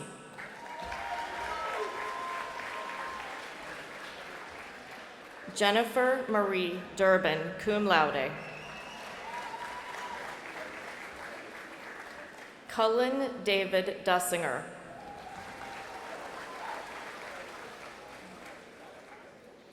Rachel Jordan Dill, magna cum laude.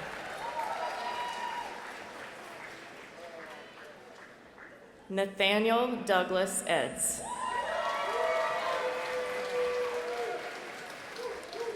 Jamila Amari Edmond.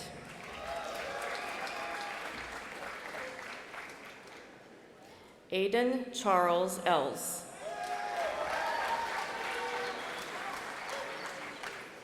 In absentia, Anne McDonald Effinger. Gabrielle Amanthidi.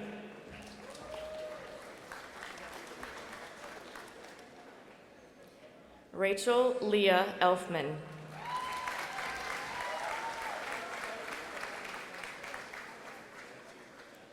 Caitlin Elizabeth Elia.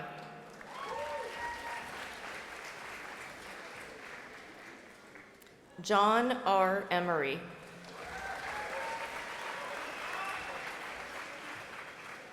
Rachel Alessandra Epstein, cum laude.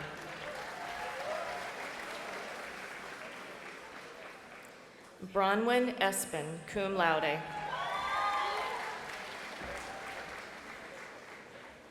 Helen Michelle Estrella.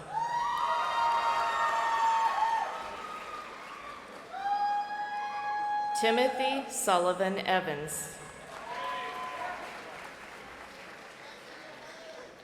Megan M. Farrell, magna cum laude. Alex Zachary Fahrenkopf. Grant Feitshans.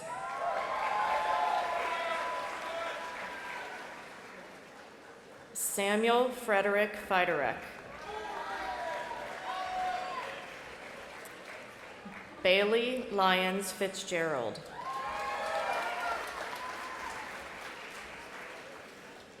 Caitlin Nicole Folkers.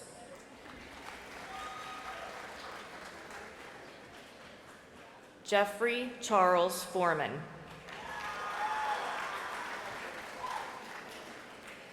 Catherine Ann Foster.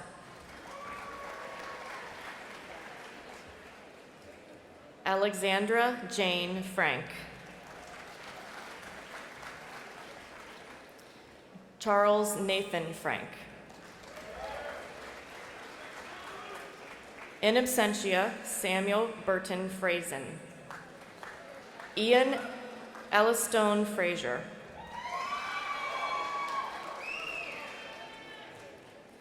Sheldon Maurice Freeman.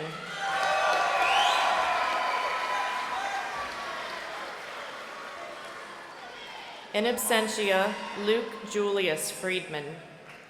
Christian Thomas Fritz Klaus.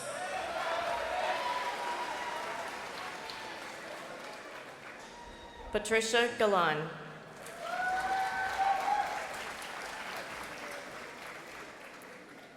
Nicholas Dale Gallagher.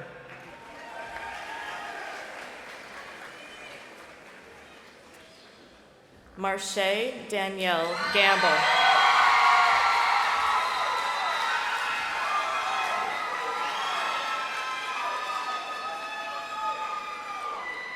Hallie Dowd Garza.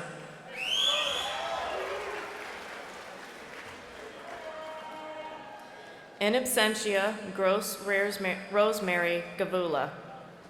Savannah Lee Gazdick.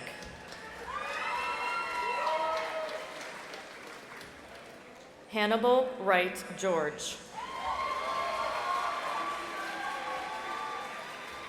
Robert Donald Giovanoli.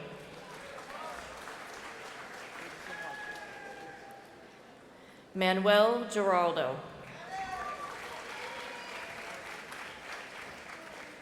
Angela Melitz Gloniger.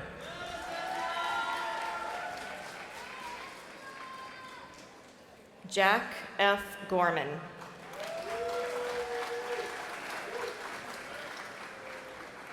Stephanie Gorsek.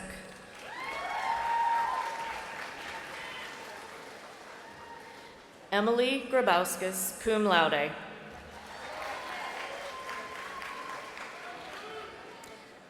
Brianna Ashley Grant.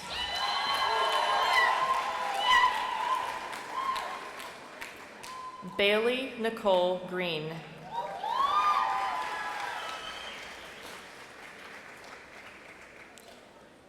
Janet Renee Gregory.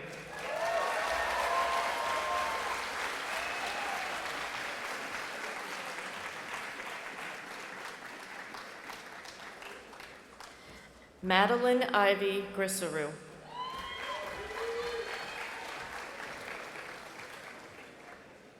Ava Maria Gross.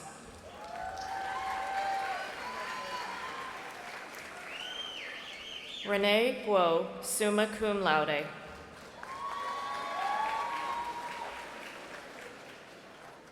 Anandita Gupta.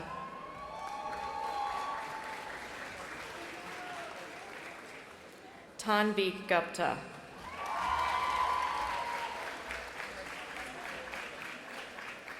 Luce Elise Guzman.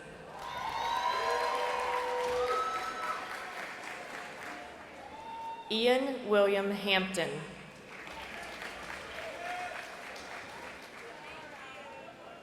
Leah M. Hansler, cum laude.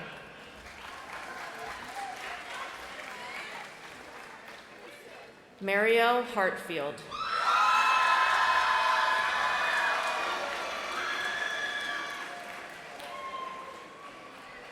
Sarah Hartsock.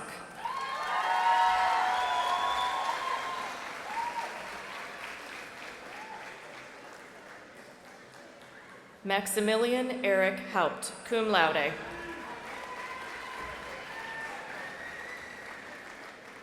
Thomas Anthony Hayes.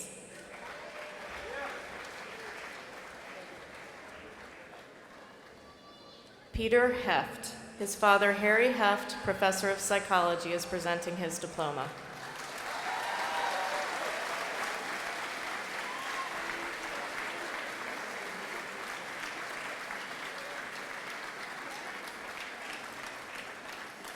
Taylor William Heilman.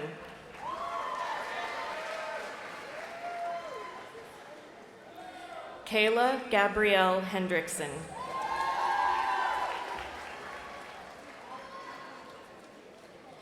Effie Ann Henry.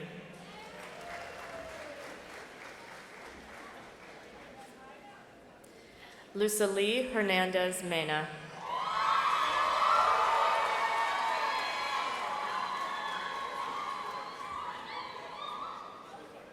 Jennifer Ann Harold.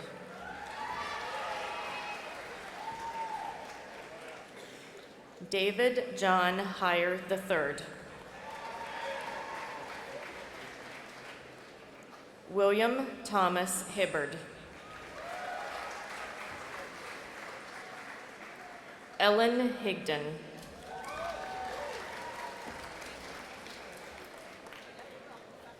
Amelia Ann Hitchens.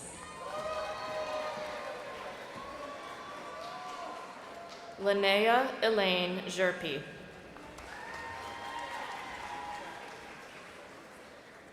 Melissa Jacqueline Hoey.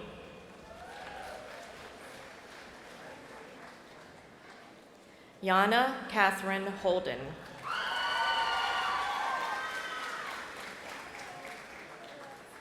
Maria Claire Halaba, magna cum laude.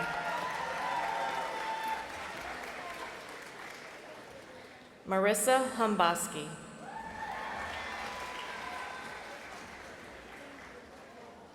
Mackenzie Ashlyn Horvath, cum laude. Min Chen Hu.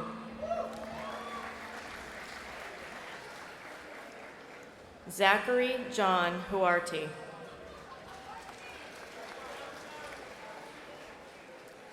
Brooke Ashlyn Hubbard.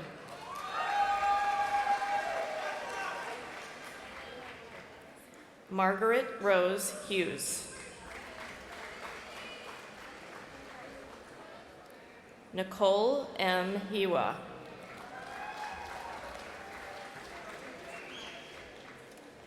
Matthew Robert Imarino, magna cum laude.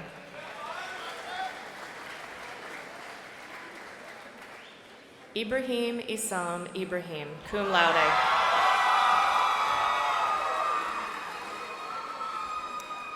In absentia, Leah Marie Israel. Pratna Iyer, cum laude.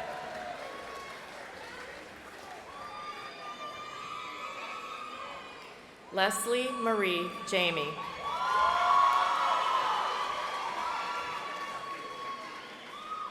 Manvi Jalan.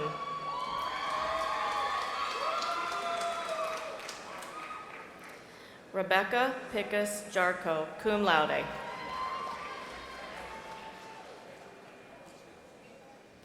Alex Janine.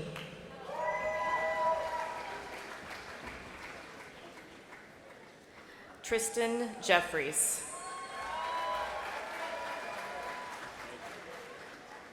Senna Lajani Jensen.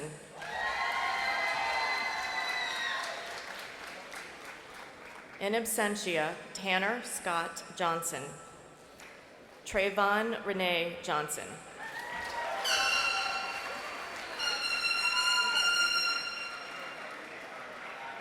Charlotte Elizabeth Jones. In absentia, Rebecca Catherine Jones. Radhika Y. Joshi.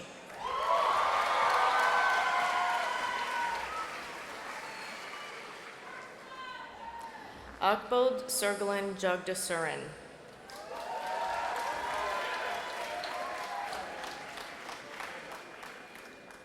Kevin Travis Julian.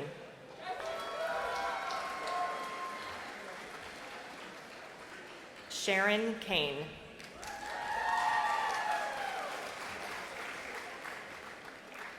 Malika Kapoor.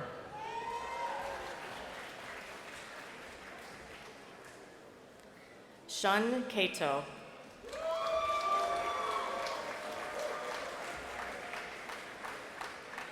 Lindsay Grace Kaznek.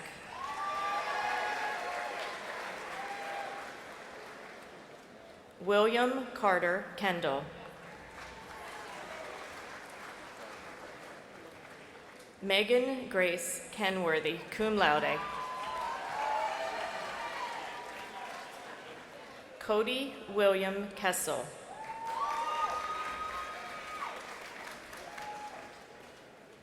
Jasdeep Singh Kara.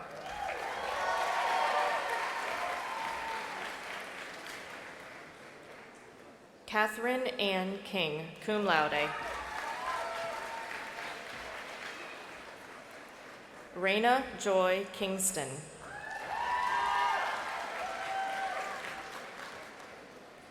Irina Klisht.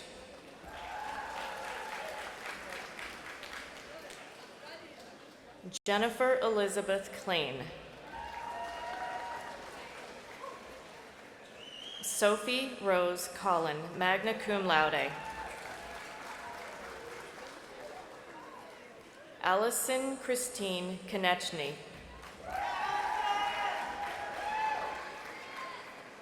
Emma Rose Kopp, cum laude. Kathleen Burke Kasnoff.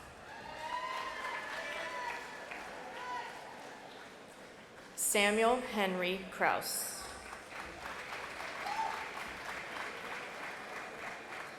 Rohit Krishnan, cum laude.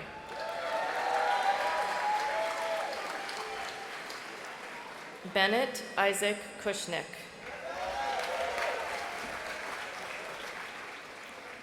Eliza J. Layden Morrow.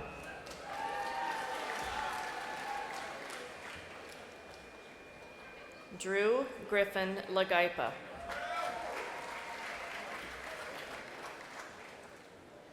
Catherine Diane Landau. Noble Jerome Landry.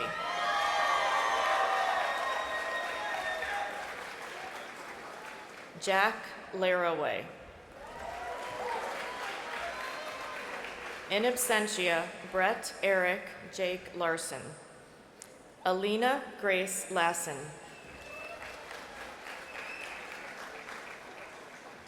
Tyler Benton Law.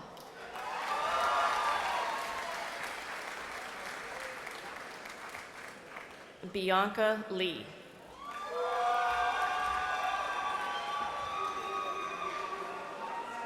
In absentia, Kirsten Junhee Lee. Robert Lee, cum laude.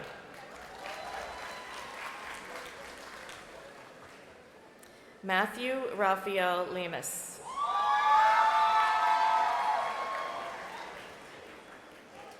Drew Alexandria Lewis.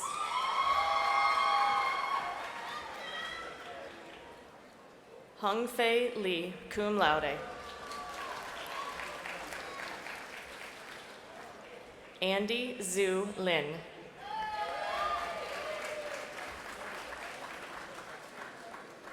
Jiaxin Liu.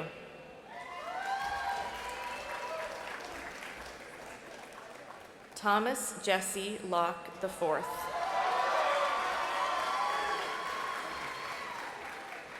Casey Alexander Long.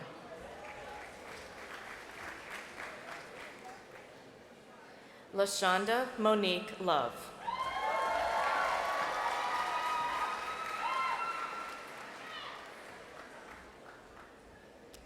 Keely Lovern. Her diploma is being presented by her grandfather, Trevor Gamble, Professor Emeritus of Physics.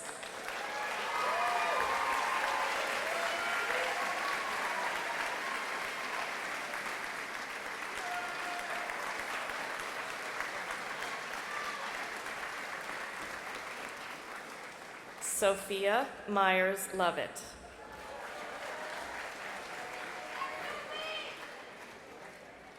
Ashley Rose Lowe, cum laude.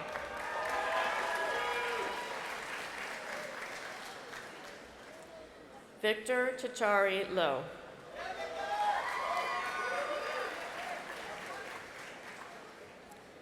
Tinghee Liu.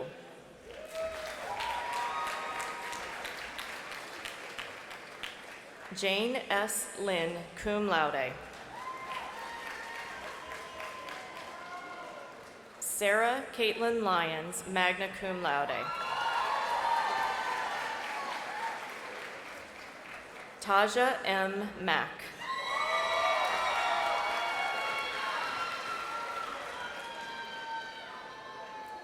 Barrett Madhavan.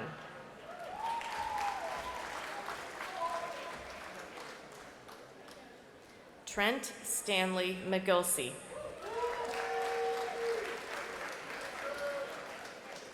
Arjun Hajela Malhotra.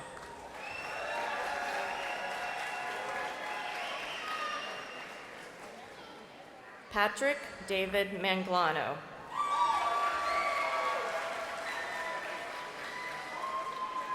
In absentia, Emily Marie Marlott. Grace Greenaway Martin.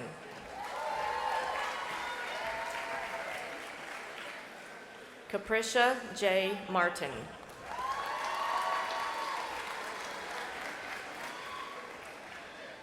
Charlotte Backaby Matthews.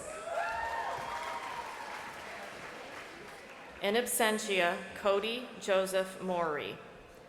Phoebe Grace Max. In absentia, Joseph Patrick Madewell, Jr. Leela Shannon McCarthy, cum laude. Margaret Joyce McLean.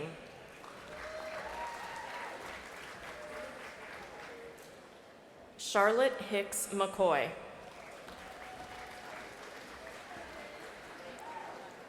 James Foster McDonald, cum laude. Grace Claire McDougall.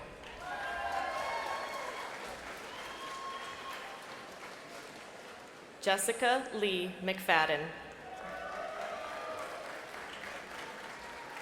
In absentia, Liam Michael Mazzoliak McElroy. Zachary Christoph Meehan. Brian Malara.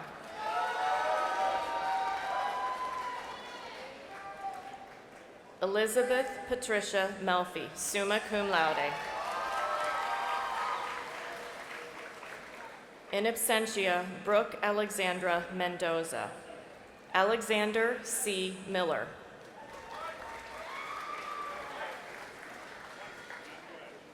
Catherine A. Miller. Scott Michael Miller.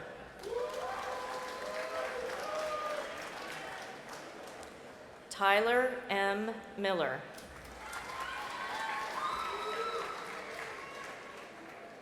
Audrey J. Miller Foreman.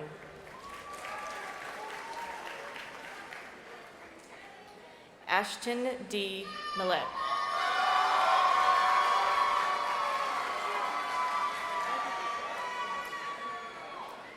Caroline Helen Mills.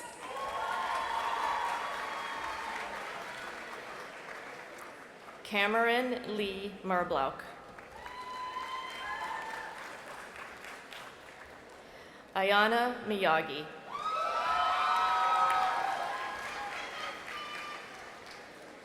Fumika Miyamoto.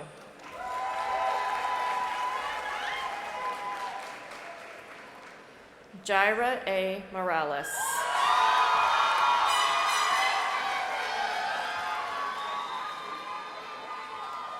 Justine Emma Morelli. Leah R. Morris. Charles Seabree Mueller.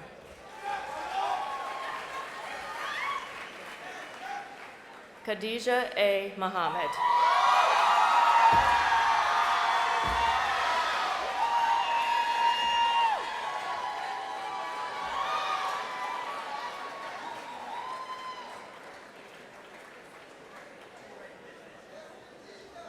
Gage Spencer Mullins.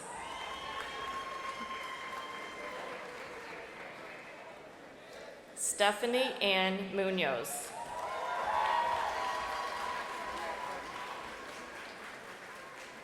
Grace Kathleen Murray.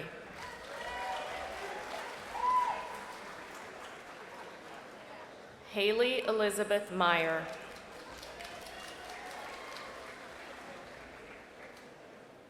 Jack Mykrantz.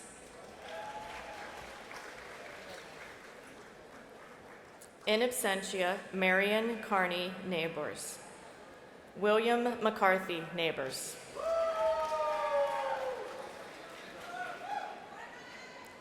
Hai Nagem.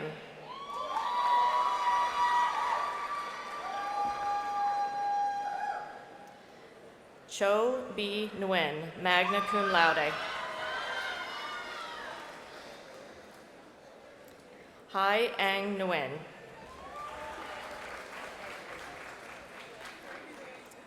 Lin Con Nguyen.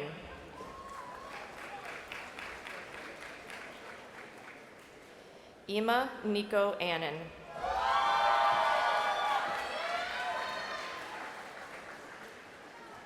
Emily Cornelia Nichols. Jessica Lee Nix, cum laude.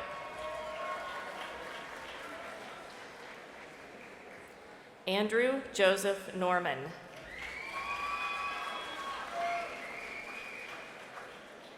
Haley O'Brien Nugent. Amanda Catherine Nye.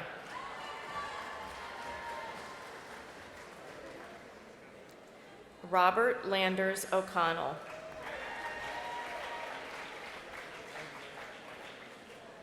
Jack Okaneski.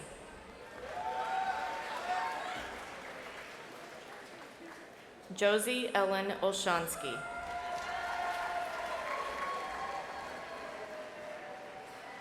Victoria Ortega.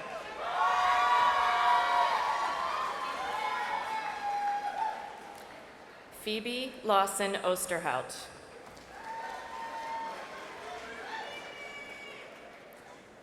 Callie Pace.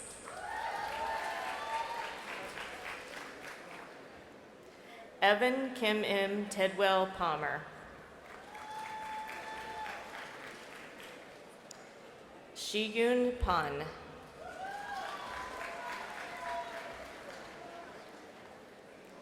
Casey Parker, cum laude.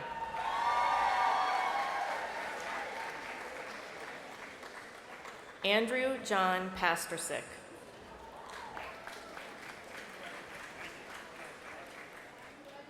Delana Taylor Penn.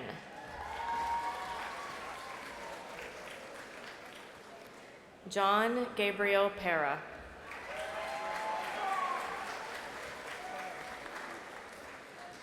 Natasha Peregrine.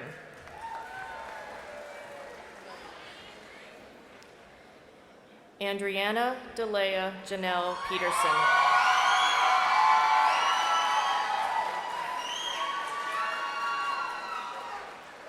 An Chris Pham.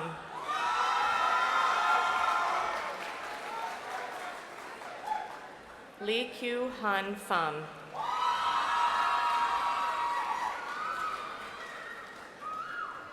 Angela Christine Pfeiffer, magna cum laude. Jennifer Pina.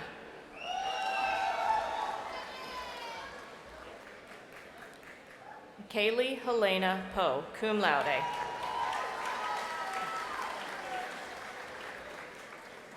Harrison Ponce.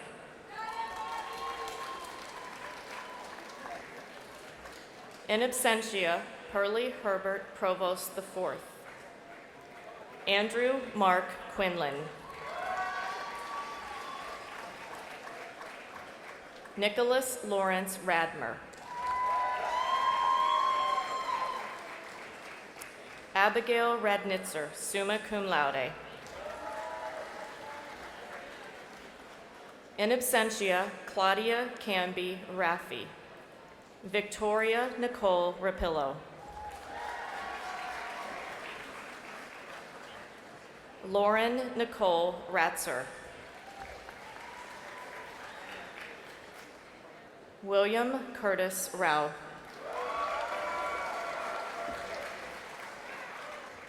Alexander Thaddeus Rayner.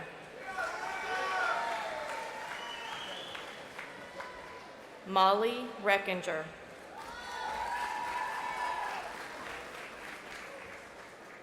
Leah Weaver Reinfrank, magna cum laude.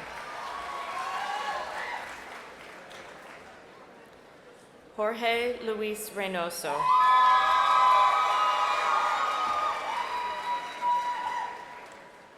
Benjamin Max Richards.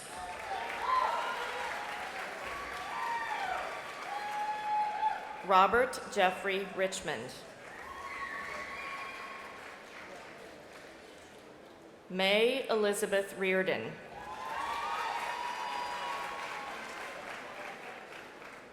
Alina Francine Rivera.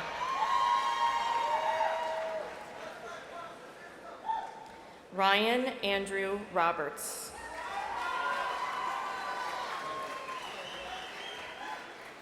Abraham Rodriguez.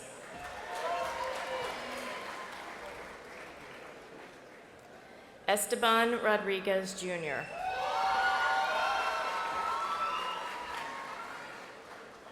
Jose Rodriguez.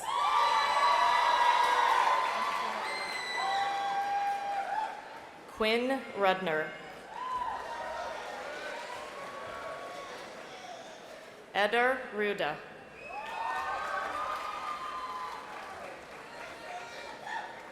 Charlene Ruiz.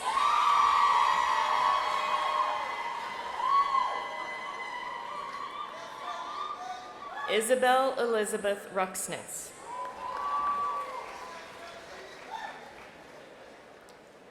Jasmine Ruvalcaba.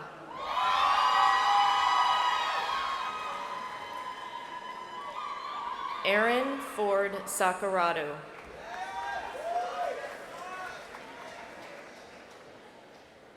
Julia D. Sachs.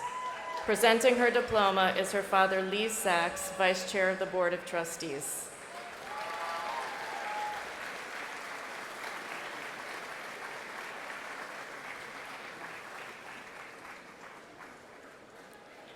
Ivana Salgado.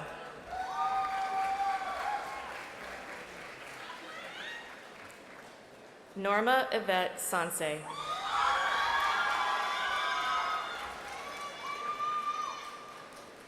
Clay Sarah Finn.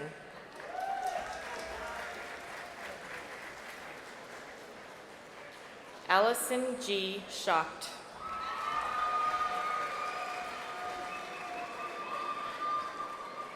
Gabriel Evan Weinberg Shanker, cum laude.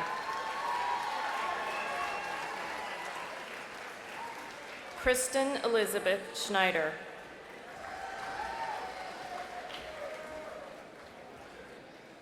Seth Carpin Schoenhaus, magna cum laude. Sarah Lauren Schreffler, cum laude.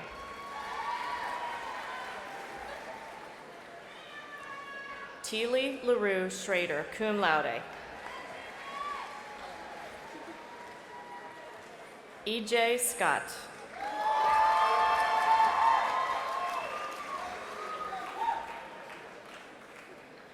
Lauren Sakaris, cum laude.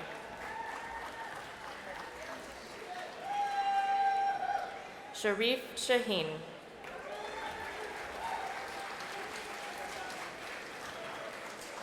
Cole Shaler.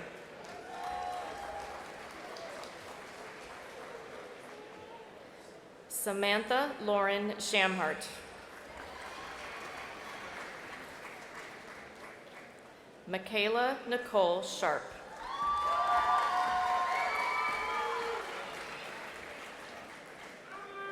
Saf Sheikh.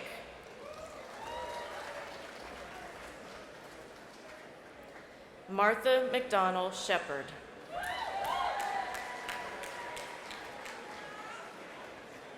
Jerome Sheriff Jr.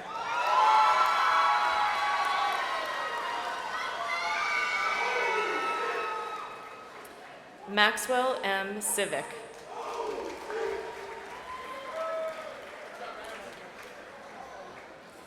Jesse David Sloan, magna cum laude. Audrey Grace Smith.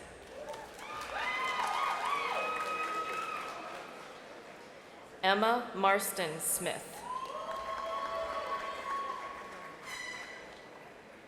Anders Edward Soderberg.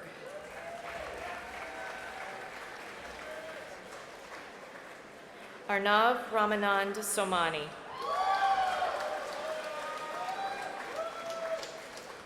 Samuel Stamos. Emma Lee Stancy.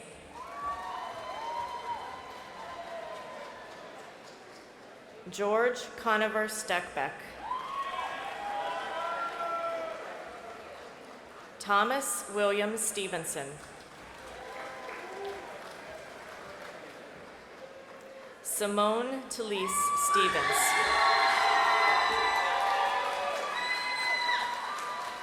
Megan Van Sicklen Storms.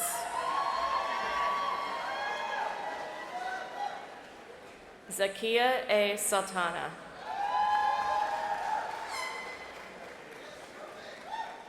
Darius Abdul Sumarawala.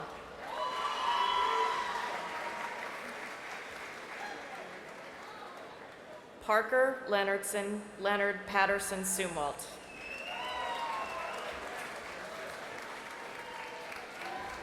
In absentia, Jin Sun, cum laude. Angela Maya Sapoyo.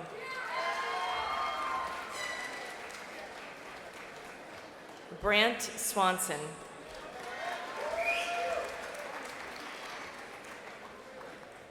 Ling Tuan Ta.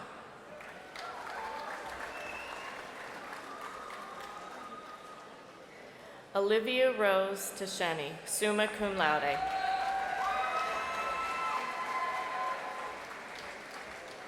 Mallory Elaine Tanis, magna cum laude. Robert Cheney Templehoff.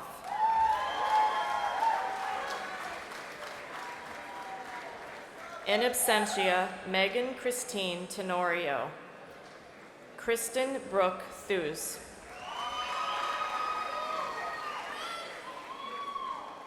John Owen Thomas, cum laude. Monet Chanel Thomas.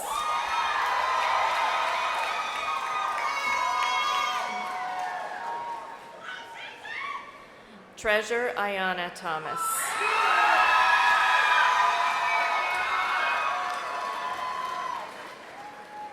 Mo Thu.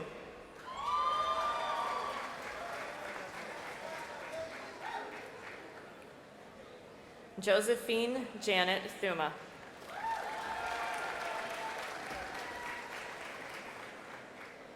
Mitchell James Tiarina.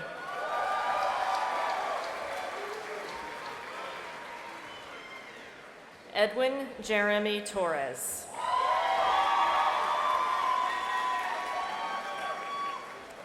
Trang P. Trin.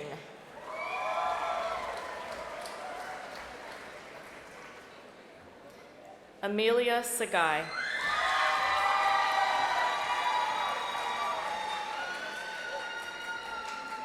Jessica Kaylee Tall.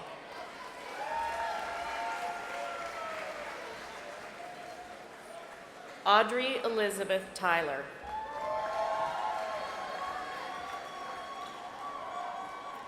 Margarita Uriastagai.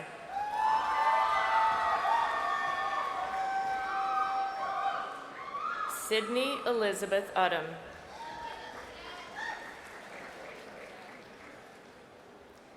Nicholas Alejandro Valdivioso.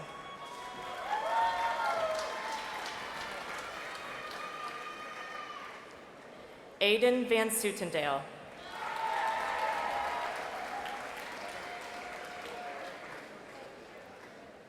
McKinley Ann Vasquez.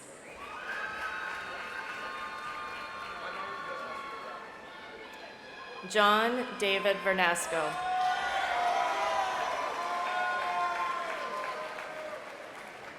Nathan Thomas Violand.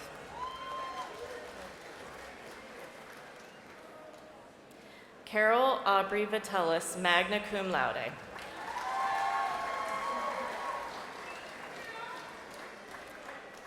Anna Henderson Vogel. Anna's degree is being presented by her father, Steve Vogel, professor of philosophy.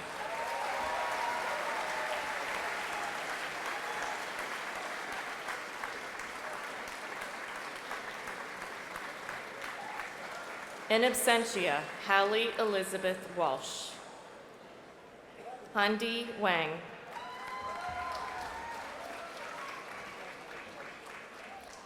Kenrub Wangchuk.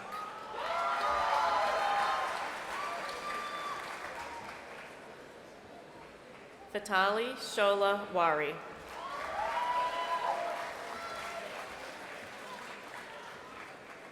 Elizabeth Frances Waters.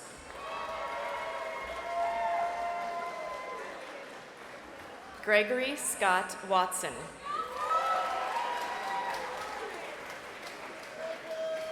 Catherine Carteret Weiss. Drew Catherine Wenzel.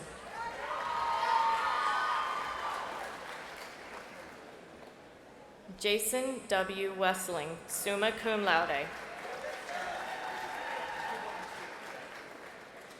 Emma Catherine Westland.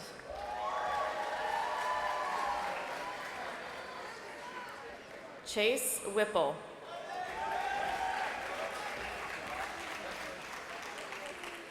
Robert Stedman Whitman.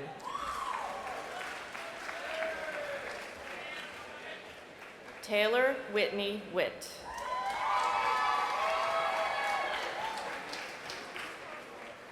Samuel Mason Wiley.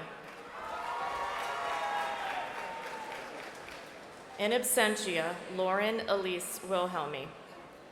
Jordan David Williams.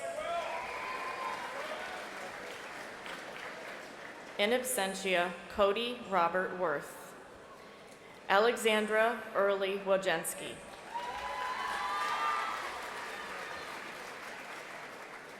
Sarah Nicole Warnko.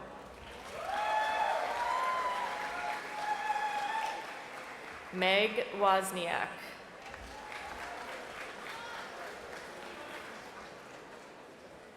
Christina Elise Wright, cum laude.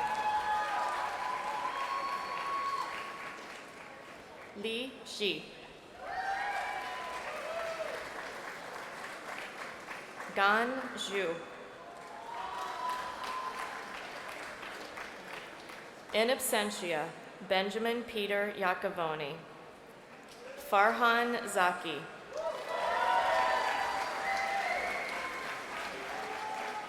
In absentia, Saul Alejandro Zamora Jr. Selena Zhang, cum laude.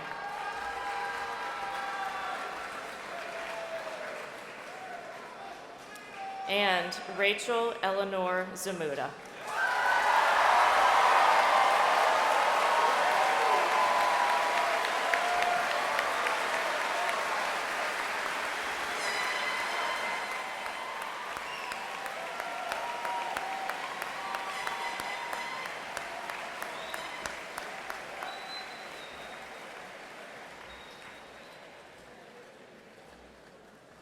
How about one more round of applause for the great Denison class of 2018?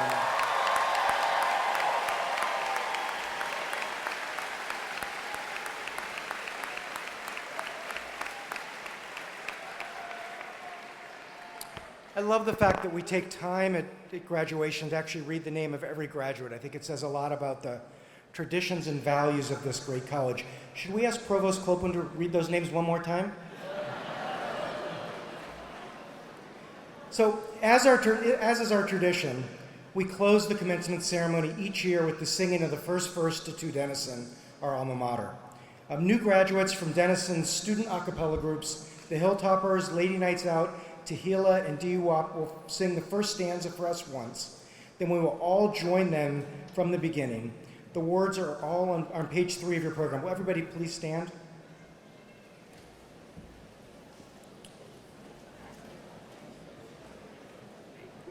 And after they sing, if everybody will just be seated while the platform party and faculty recess, and after the recessional, Acting Associate Provost Sarah Hudson-Como will dismiss the grads. Now, they've asked me to stand away from the mic when I sing, so I'm going to back up.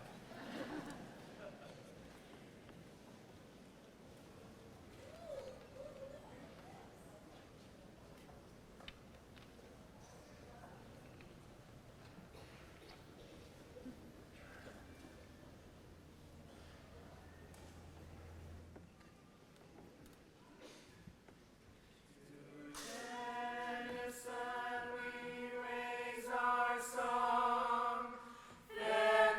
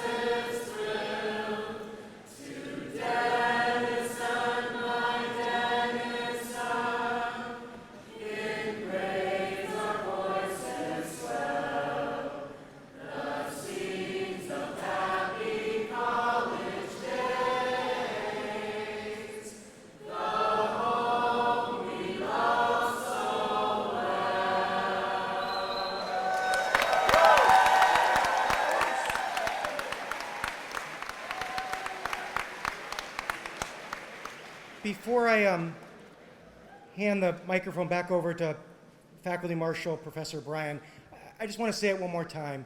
A huge congratulations to the Denison class of 2018. Thank you for being great Denisonians. Congratulations on all you've accomplished while you were here. Thank you for loving this college so much.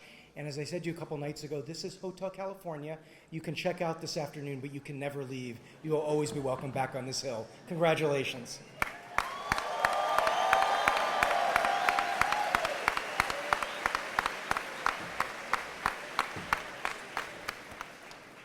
Will everyone please be seated while the platform party and faculty recess? After the recessional, Acting Associate Provost Sarah Hudson-Como will dismiss the graduates for the ceremonial turning of the tassels and tossing of the mortarboards.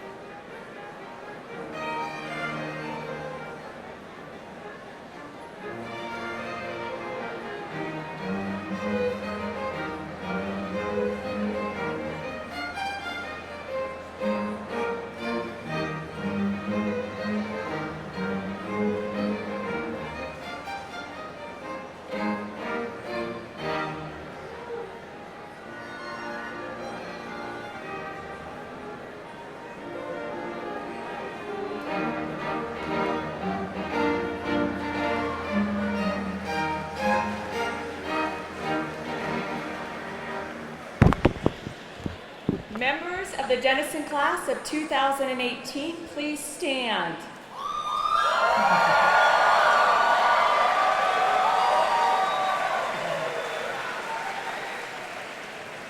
Let's join together in moving our tassel from the right side to the left.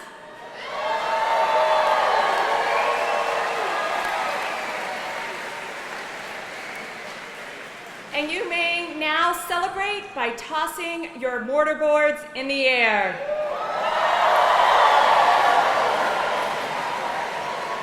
Congratulations, graduates.